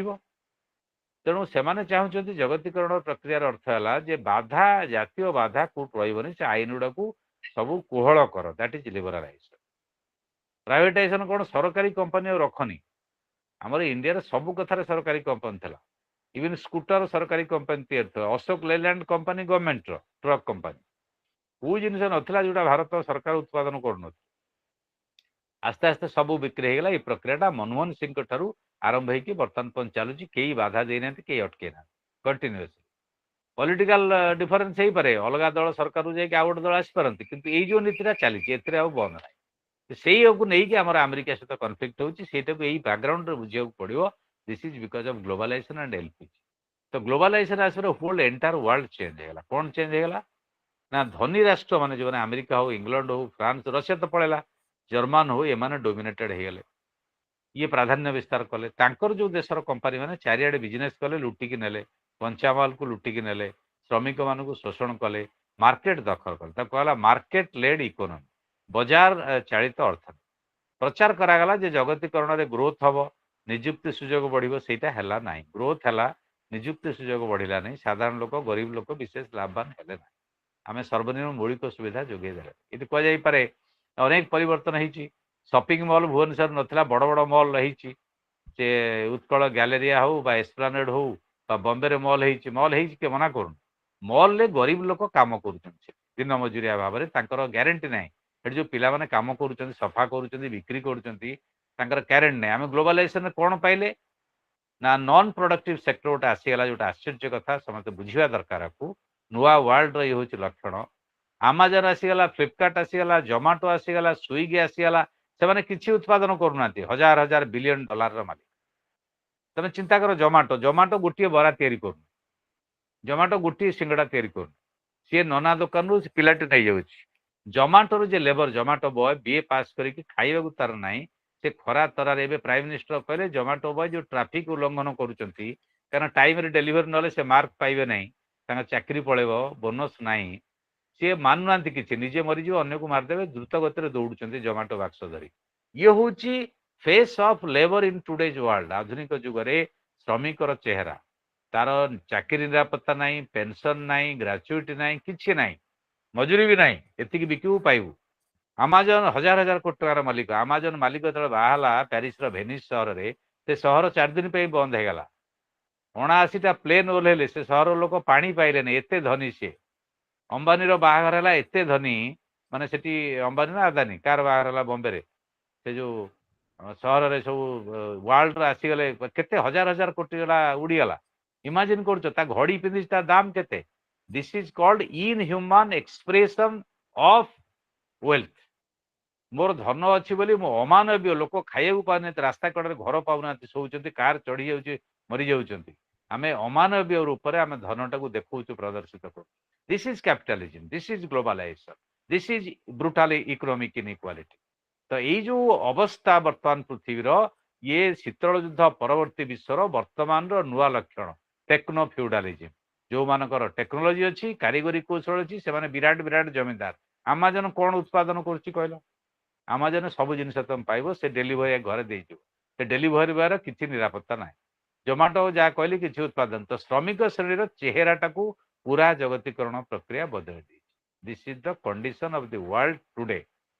ମୁଁ ମାନେ କଣ୍ଟିନ୍ୟୁ ବଢିଆ ଜିନିଷ କଣ୍ଟିନ୍ୟୁ କରିବି, ମୋର ପ୍ରୋବ୍ଲେମ ହଉଛି ଆଉ ବୋଧେ କେତେ ପରସେଣ୍ଟ ରହିଲା ବ୍ୟାଟେରୀ, ଯେତିକି ବାଟ ଚାଲିବ ହେଲା, ଯୋଉଠି ସରିଯିବ ସରିଯିବ, ଆଉ ତମେ ଭାବିବନି ଯେ ହଠାତ୍ କାହିଁ ସାର୍ ବନ୍ଦ କର। ବ୍ୟାଟେରୀଟା ଆଜି କଣ ପ୍ରୋବ୍ଲେମ ହେଇଛି, ତାର ଏଟା ଡ୍ରେନ୍ ଆଉଟ୍ ହେଇଯାଉଛି ଫୋନରେ, ଏ ଫୋନଟା ଚାଲୁନାହିଁ। Anyway, so this is globalization, this is a new feature, liberalization, privatization and globalization, this is the new face of the world। ଏବଂ ଆମେ କଣ ଦେଖୁଛନ୍ତି, ଆଉ ଗୋଟେ ବିପଜ୍ଜନକ ଡେଭଲପମେଣ୍ଟ ହେଇଛି ୱାର୍ଲଡ ହେଲା। କଣ ବିପଜ୍ଜନକ ଡେଭଲପମେଣ୍ଟ ହେଇଛି? ନୂଆ ତମକୁ ଲାଟେଷ୍ଟ ଟ୍ରେଣ୍ଡ ଦଉଛି, ଯୋଉଟା ବହିରେ ଚାପ୍ଟର ସରିଗଲା ସେଥିରେ ନାହିଁ, ତାପରେ ଡେଭଲପମେଣ୍ଟଟା ଜାଣିବ ନା ନାହିଁ। ନୂଆ କଥା ହେଲା ଯେ ଶୀତଳ ଯୁଦ୍ଧ ସମୟରେ ଡେଟା ଯୋଉଟା ହେଲା, ଡେଟା ସେଟା ରିଡ୍ୟୁସ୍ଡ ହେଇଗଲା, ଯେ ଯୁଦ୍ଧ ଚାହିଁଲେ ନାହିଁ, ପରମାଣୁ ଯୁଦ୍ଧ ଚାହିଁଲେ। ବର୍ତ୍ତମାନ କଣ ହଉଛି, ଗୋଟେ ପ୍ରବଣତା ଦେଖାଯାଇଛି, ଯୁଦ୍ଧ ହଉଛି ବିକଳ୍ପ। ଯାହା ହେଲା ବେଳୁ ଯୁଦ୍ଧ ହଉଛି। ଭାରତ ପାକିସ୍ତାନ ଯୁଦ୍ଧ, ଇରାନ ଇରାକ ଯୁଦ୍ଧ, କାମ୍ବୋଡିଆ ଥାଇଲାଣ୍ଡ ଯୁଦ୍ଧ, ରୁଷ ୟୁକ୍ରେନ ଯୁଦ୍ଧ, ଚାରିଆଡେ ଯୁଦ୍ଧ, ପାଲେଷ୍ଟାଇନ ଇସ୍ରାଏଲ ଯୁଦ୍ଧ। ତାର ତ ଯୁଦ୍ଧଟାକୁ କେହି ଆଉ ଖରାପ ବୋଲି ଭାବୁନି, ବିକଳ୍ପ ଭାବରେ ବ୍ୟବହାର କରୁଛି। ଆମେରିକା ସବୁ ଯୁଦ୍ଧ ପାଖରେ ଆମେରିକା ଅଛି। ଏବଂ ଟ୍ରମ୍ପ ଡାଣି ହେଇକି ଲାଗୁଛନ୍ତି, ଗୁଣିଆ ହେଇକି ଝାଡୁଛନ୍ତି, ସବୁଆଡେ କହିଦେଇ କହୁଛନ୍ତି ମୋତେ ନୋବେଲ ପ୍ରାଇଜ ଦିଅ। ଏଭଳିଆ ରାଷ୍ଟ୍ରପତି କେବେ ପୃଥିବୀ ଇତିହାସରେ କେହି ଦେଖିନାହାନ୍ତି। ଦ୍ୱିତୀୟ ପାଳିରେ ଜଣେ ରାଷ୍ଟ୍ରପତି କହୁଛନ୍ତି ଯେ ମୋତେ ନୋବେଲ ପ୍ରାଇଜ ପାଇବା କଥା ଦିଅ, ଏମିତି କୁହାଯାଏ ନା, କେହି କହନ୍ତିନି। ଯଦି ଜଣେ ଶାନ୍ତି ପ୍ରତିଷ୍ଠା କରିଛି, ନୋବେଲ ପ୍ରାଇଜ ପାଇବାକୁ ଯୋଗ୍ୟ, ତାର ଗୋଟେ କମିଟି ଅଛି, ସେ ବସିକି ଦେବେ, କିଛି ଅସୁବିଧା ନାହିଁ। ଯଦି ତମେ you are eligible for Nobel prize, କାହାକୁ ବ୍ୟକ୍ତିଗତ ଭାବରେ ଏଠି ସମାଲୋଚନା କରିବାର ମୋ ଉଦ୍ଦେଶ୍ୟ ନୁହେଁ, କିନ୍ତୁ just know the craze of the American president, who is the president of the most powerful country in the world. ସିଏ କହୁଛନ୍ତି ମୁଁ ପାଇବା କଥା କଣ? ତ ଆଗରୁ କୋଉଠି ଶୁଣିଥିଲ କେହି ରାଷ୍ଟ୍ରପତି କହିଥିଲେ ମୁଁ ପାଇବା କଥା, ମୁଁ ମତେ କାହିଁ ଦିଆ ହଉନି? So this is a dangerous trend in the world today. War has become a weapon ଏବଂ ଯୁଦ୍ଧକୁ ସମସ୍ତେ ଜଷ୍ଟିଫାଏ କରୁଛନ୍ତି, ବନ୍ଦ କରିବାକୁ ଚେଷ୍ଟା କରୁନାହାନ୍ତି। ଏବଂ ଯୋଉମାନେ ବନ୍ଦ କରୁଛନ୍ତି ସେମାନେ କହୁଛନ୍ତି ଆମକୁ ନୋବେଲ ପ୍ରାଇଜ ଦିଆଯିବ। These are not positive features in the contemporary world। ବର୍ତ୍ତମାନର ବିଶ୍ୱରେ ଏଇଟା ଗୋଟେ ଭଲ ଲକ୍ଷଣ ନୁହେଁ। ଆଉ ଗୋଟେ ଡେଞ୍ଜରସ୍ ଜିନିଷ କଣ? United Nations has been crippled. ଜାତିସଂଘ ଗୋଟିଏ ସଂସ୍ଥା, ତାର ଆର୍ଟିକଲ 1 କହୁଛି to save the succeeding generation from the scourge of war. ଯୁଦ୍ଧର ଦାଉରୁ ଭବିଷ୍ୟତ ବଂଶଧରକୁ ରକ୍ଷା କରିବା ଜାତିସଂଘର ଲକ୍ଷ୍ୟ। କିନ୍ତୁ ଜାତିସଂଘ କେହି ମାନୁନାହାନ୍ତି। ଏଇଟା ଗୋଟେ ନୂଆ ଡେଭଲପମେଣ୍ଟ ହେଲା। ଇଣ୍ଟରନ୍ୟାସନାଲ ପଲିଟିକ୍ସରେ ଗୋଟେ ୱାର୍ଡ ଅଛି ପର୍ସନା ନନ୍ ଗ୍ରାଟା, ମାନେ ତମେ ମୋ ପାଇଁ କେହି ନୁହେଁ, ପର୍ସନା ନନ୍ ଗ୍ରାଟା। ଯେତେବେଳେ ଜାତିସଂଘ ଖାଦ୍ୟ ଔଷଧ ପଠେଇବାକୁ ଚାହିଁଲା, ପାଣି ପଠେଇବାକୁ ଚାହିଁଲା, ପାଲେଷ୍ଟାଇନର ଗାଜା ପଟିରେ ଲୋକମାନେ ହାହାକାରରେ ମରିଯାଉଛନ୍ତି, ସେତେବେଳେ ଇସ୍ରାଏଲ ଘୋଷଣା କଲା ଜାତିସଂଘକୁ ପର୍ସନା ନନ୍ ଗ୍ରାଟା, ମାନେ ତମେ ଏଠି ପଶିପାରିବନି, ତମ ପଳା, ଭଗେଇଦେଲା ତାକୁ। This is the most tragic part. ଏଠି ଆମେରିକା ଅନେଇକି ବସିଛି, ଆମେରିକା ସମର୍ଥନ କରୁଛି। $22 ମିଲିୟନ ଆମେରିକା ଦେଇଛି। ଏକ୍ଜାକ୍ଟ ଆମାଉଣ୍ଟଟା ଅଧିକା ହେଇପାରେ ଏ ଯୁଦ୍ଧକୁ ଚଳେଇବା ପାଇଁ ଇସ୍ରାଏଲ। ଆମେରିକା ଇସ୍ରାଏଲକୁ ପଇସା ଦଉଛି ନିରୀହ ଶିଶୁ ମହିଳାକୁ ଗଣହତ୍ୟା କରିବା ପାଇଁ। ଜାତିସଂଘ କିଛି କରିପାରୁନି, କେହି କିଛି କରିପାରୁନି, ଚୀନ କିଛି କରିପାରୁନାହିଁ, ରୁଷ କିଛି କରିପାରୁନି, ଭାରତ କରୁନାହିଁ, ଖାଲି ଷ୍ଟେଟମେଣ୍ଟ ଦେଇ ଦଉଛି। ଏଇଟା ଭୟଙ୍କର ଅବସ୍ଥାରେ ଆମେ ଆସି ପହଞ୍ଚେ।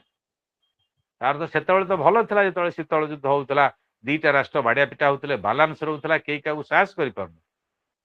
ବର୍ତ୍ତମାନ ଜଗତୀକରଣ ଯୁଗରେ ଏ ଅବସ୍ଥା କଣ ହେଲା? ନିରୀହ ସାଧାରଣ ଲୋକ ମୃତ୍ୟୁବରଣ କଲେ, ମାରି ଦିଆଗଲା।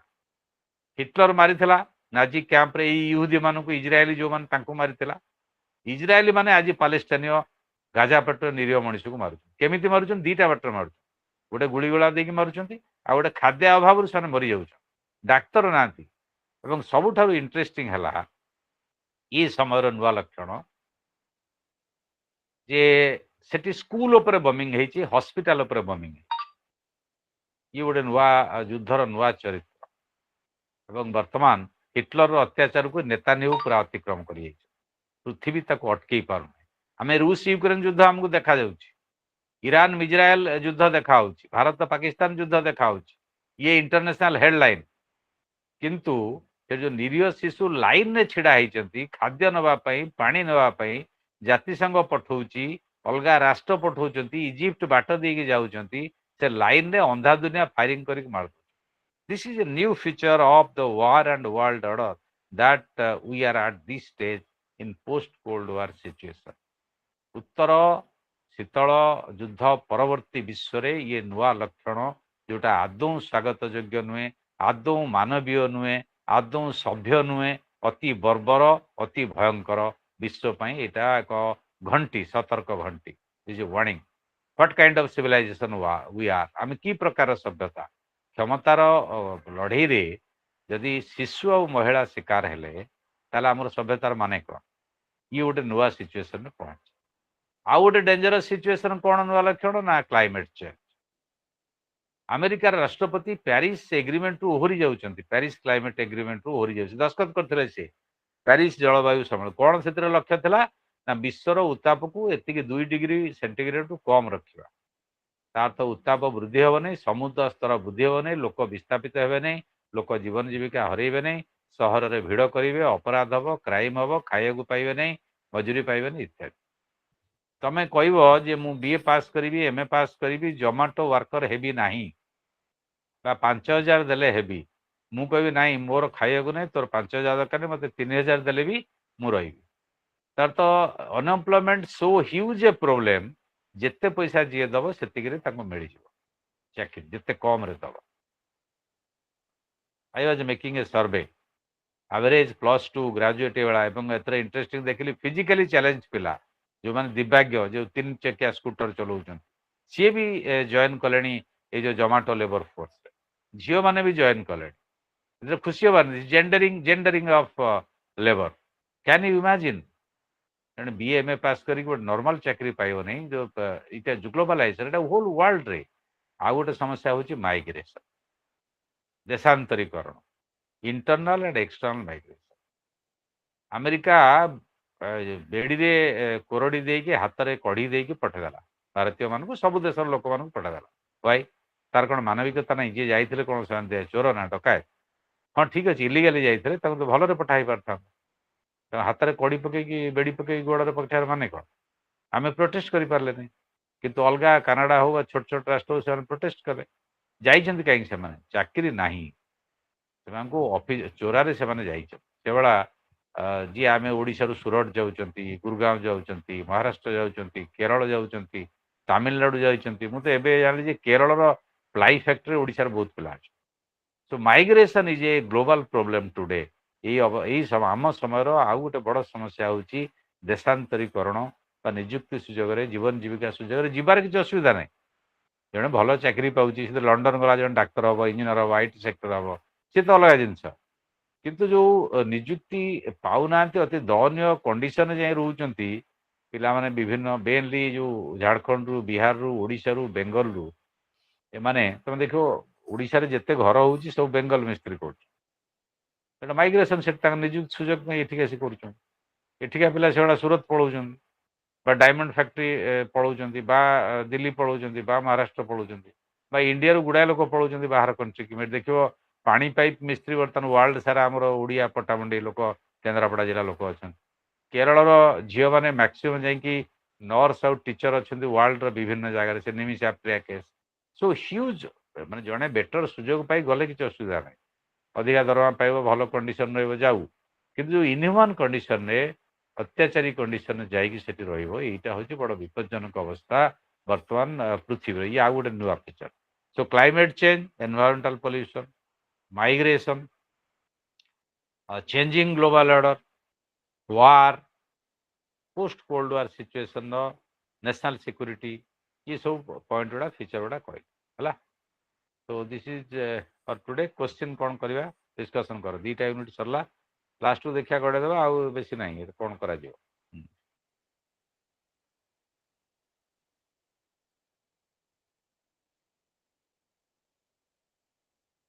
यू आस्क क्वेश्चन पचार। What are the challenges to nation state in recent times? वर्तमान समय नेशन स्टेट प्रति आह्वान गुड़ी को कौन कुह?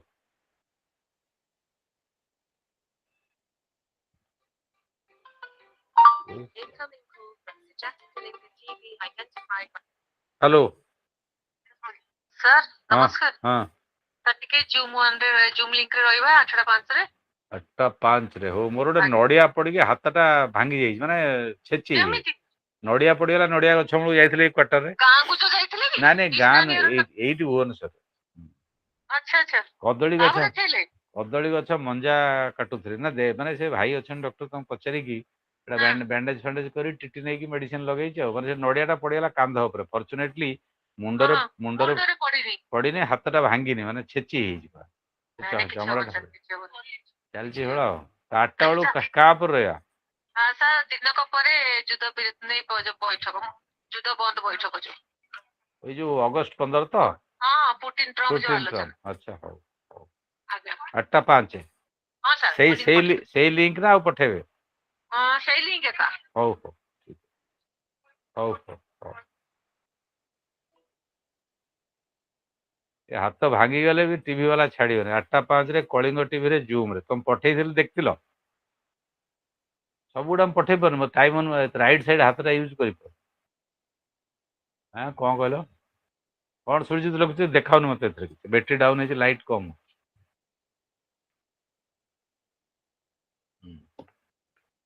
ओके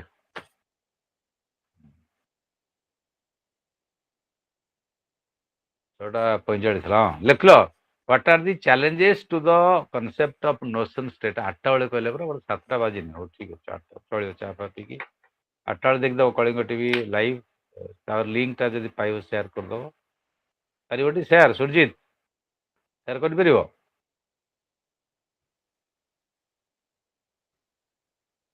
ओके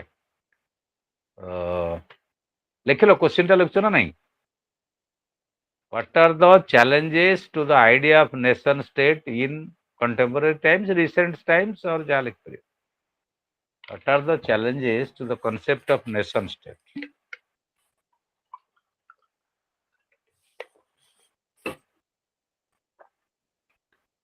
आमर गोटे ब्लाइंड बिलीफ अच्छे नड़िया पड़ेनि जान ना नहीं नड़िया मनीष पड़ेनि आज मो पड़ला ये पड़ला जस्ट अवस्था नहीं बैंडेज ही अवस्था हाथ ठीक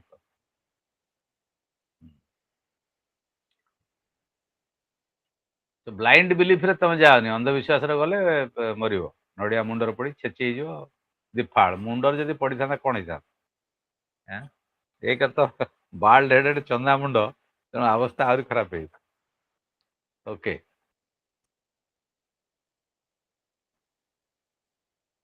how terrorism is a threat to the world order हाँ सेटा ठीक अच्छी how terrorism is a threat to the world order संतरासवाद विश्व श्रृंखला प्रति केमिति विपद how terrorism is a threat to the world order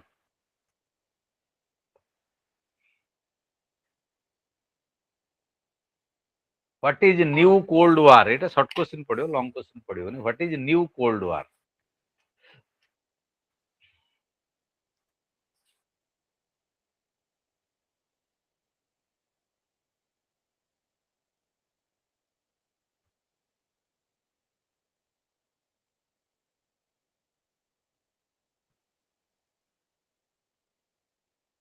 why the restructuring of United Nations is important why the restructuring of the United Nations is important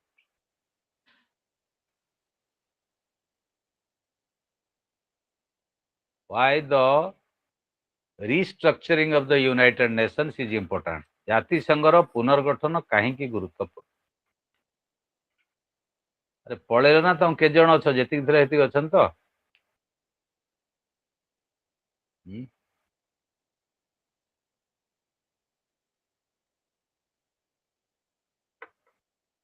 Babita କେତେ ଜଣ ଅଛ?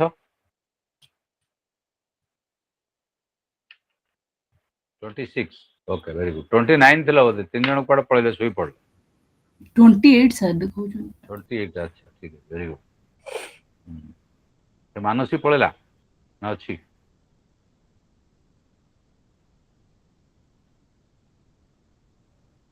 Analyze the evolution of Cold War.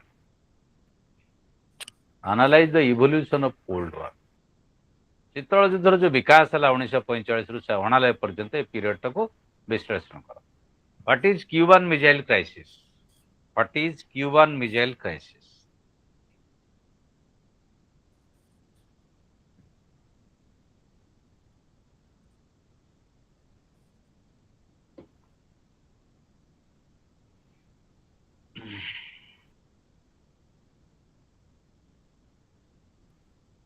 What are the new dimensions of security? এটা পড়াইল না, development and security. What are the new dimensions of security?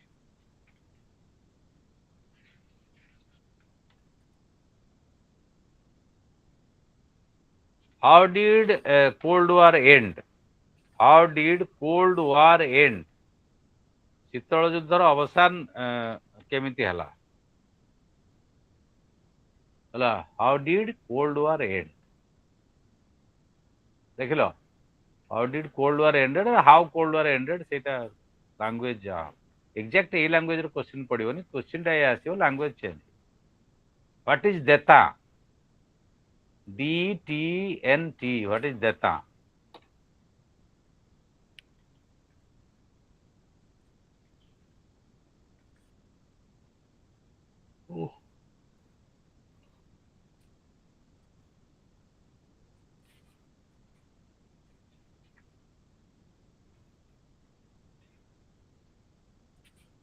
What is PTBT and NPT?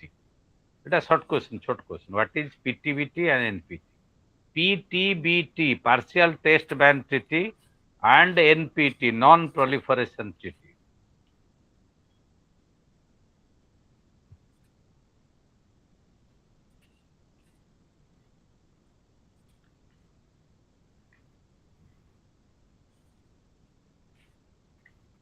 Why Berlin Wall was the symbol of Cold War and its fall is the end of the symbol of the end of the Cold War?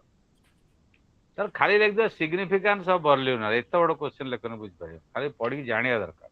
What is the significance of the Berlin Wall? Berlin Wall ର ଗୁରୁତ୍ୱ କ'ଣ? ଆର ଚାପ୍ଟରଟା ମୁଁ ପଢେଇଥିଲି, time ହେଲାନି ତ, ଆଲୋଚନା କଲା ବେଳକୁ ଗୁଡାଏ ମୁଁ ପଢଉଛି ଇଆଡେ ସିଆଡେ, ଜାଣିବା ଦରକାର ତୋର କନସେପ୍ଟଟା। ବୁଝି ହଉଛି, ପଢୁ, ଭଲ ଲାଗୁଛି ତ କ୍ଲାସ ତମକୁ? ଆଜ୍ଞା ସାର୍। ଭଲ ଲାଗୁନି? ଆଜ୍ଞା ଜଣିଆ ଖାଲି ବବିତା କହୁଛି।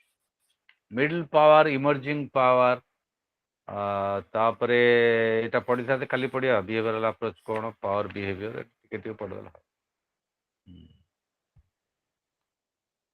ଓକେ,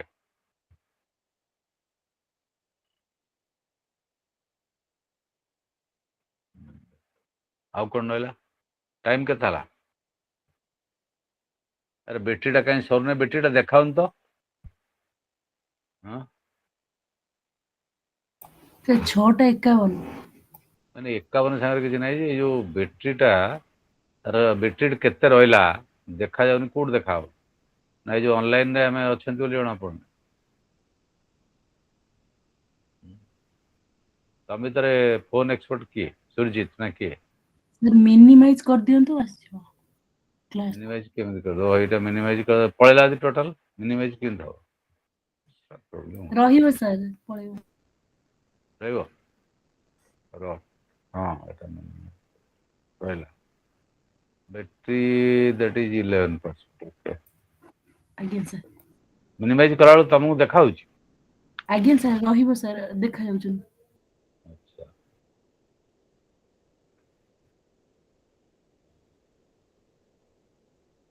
ସମସ୍ତେ ଅଛ ନା ପଳେଇଲେଣି 29 ରୁ 28?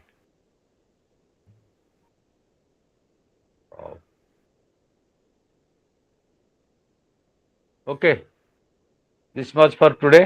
Thank you. Thank you, sir.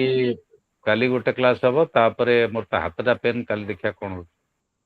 କାଲି ହେଲା କେତେ ତାରିଖ? 14 ତାରିଖ।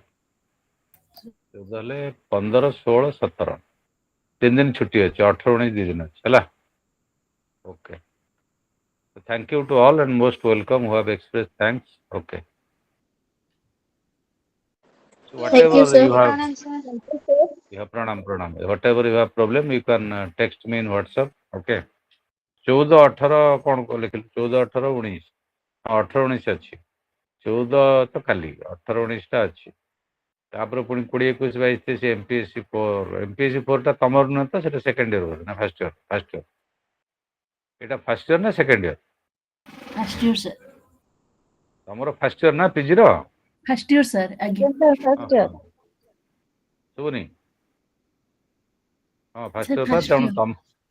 ତମର ସେକେଣ୍ଡ ଇୟର କ୍ଲାସଟା ଅଛି 20ରୁ। ଆଉ ସେକେଣ୍ଡ ଫାର୍ଷ୍ଟ ଇୟରଟା ସରିଗଲା ତ, ଏ ପେପରଟା ଆଉ କାହାର ଥିବ ମୁଁ ଜାଣିନି। ହଉ, ଠିକ୍ ଅଛି, ଥ୍ୟାଙ୍କ ୟୁ, ରହିଲି।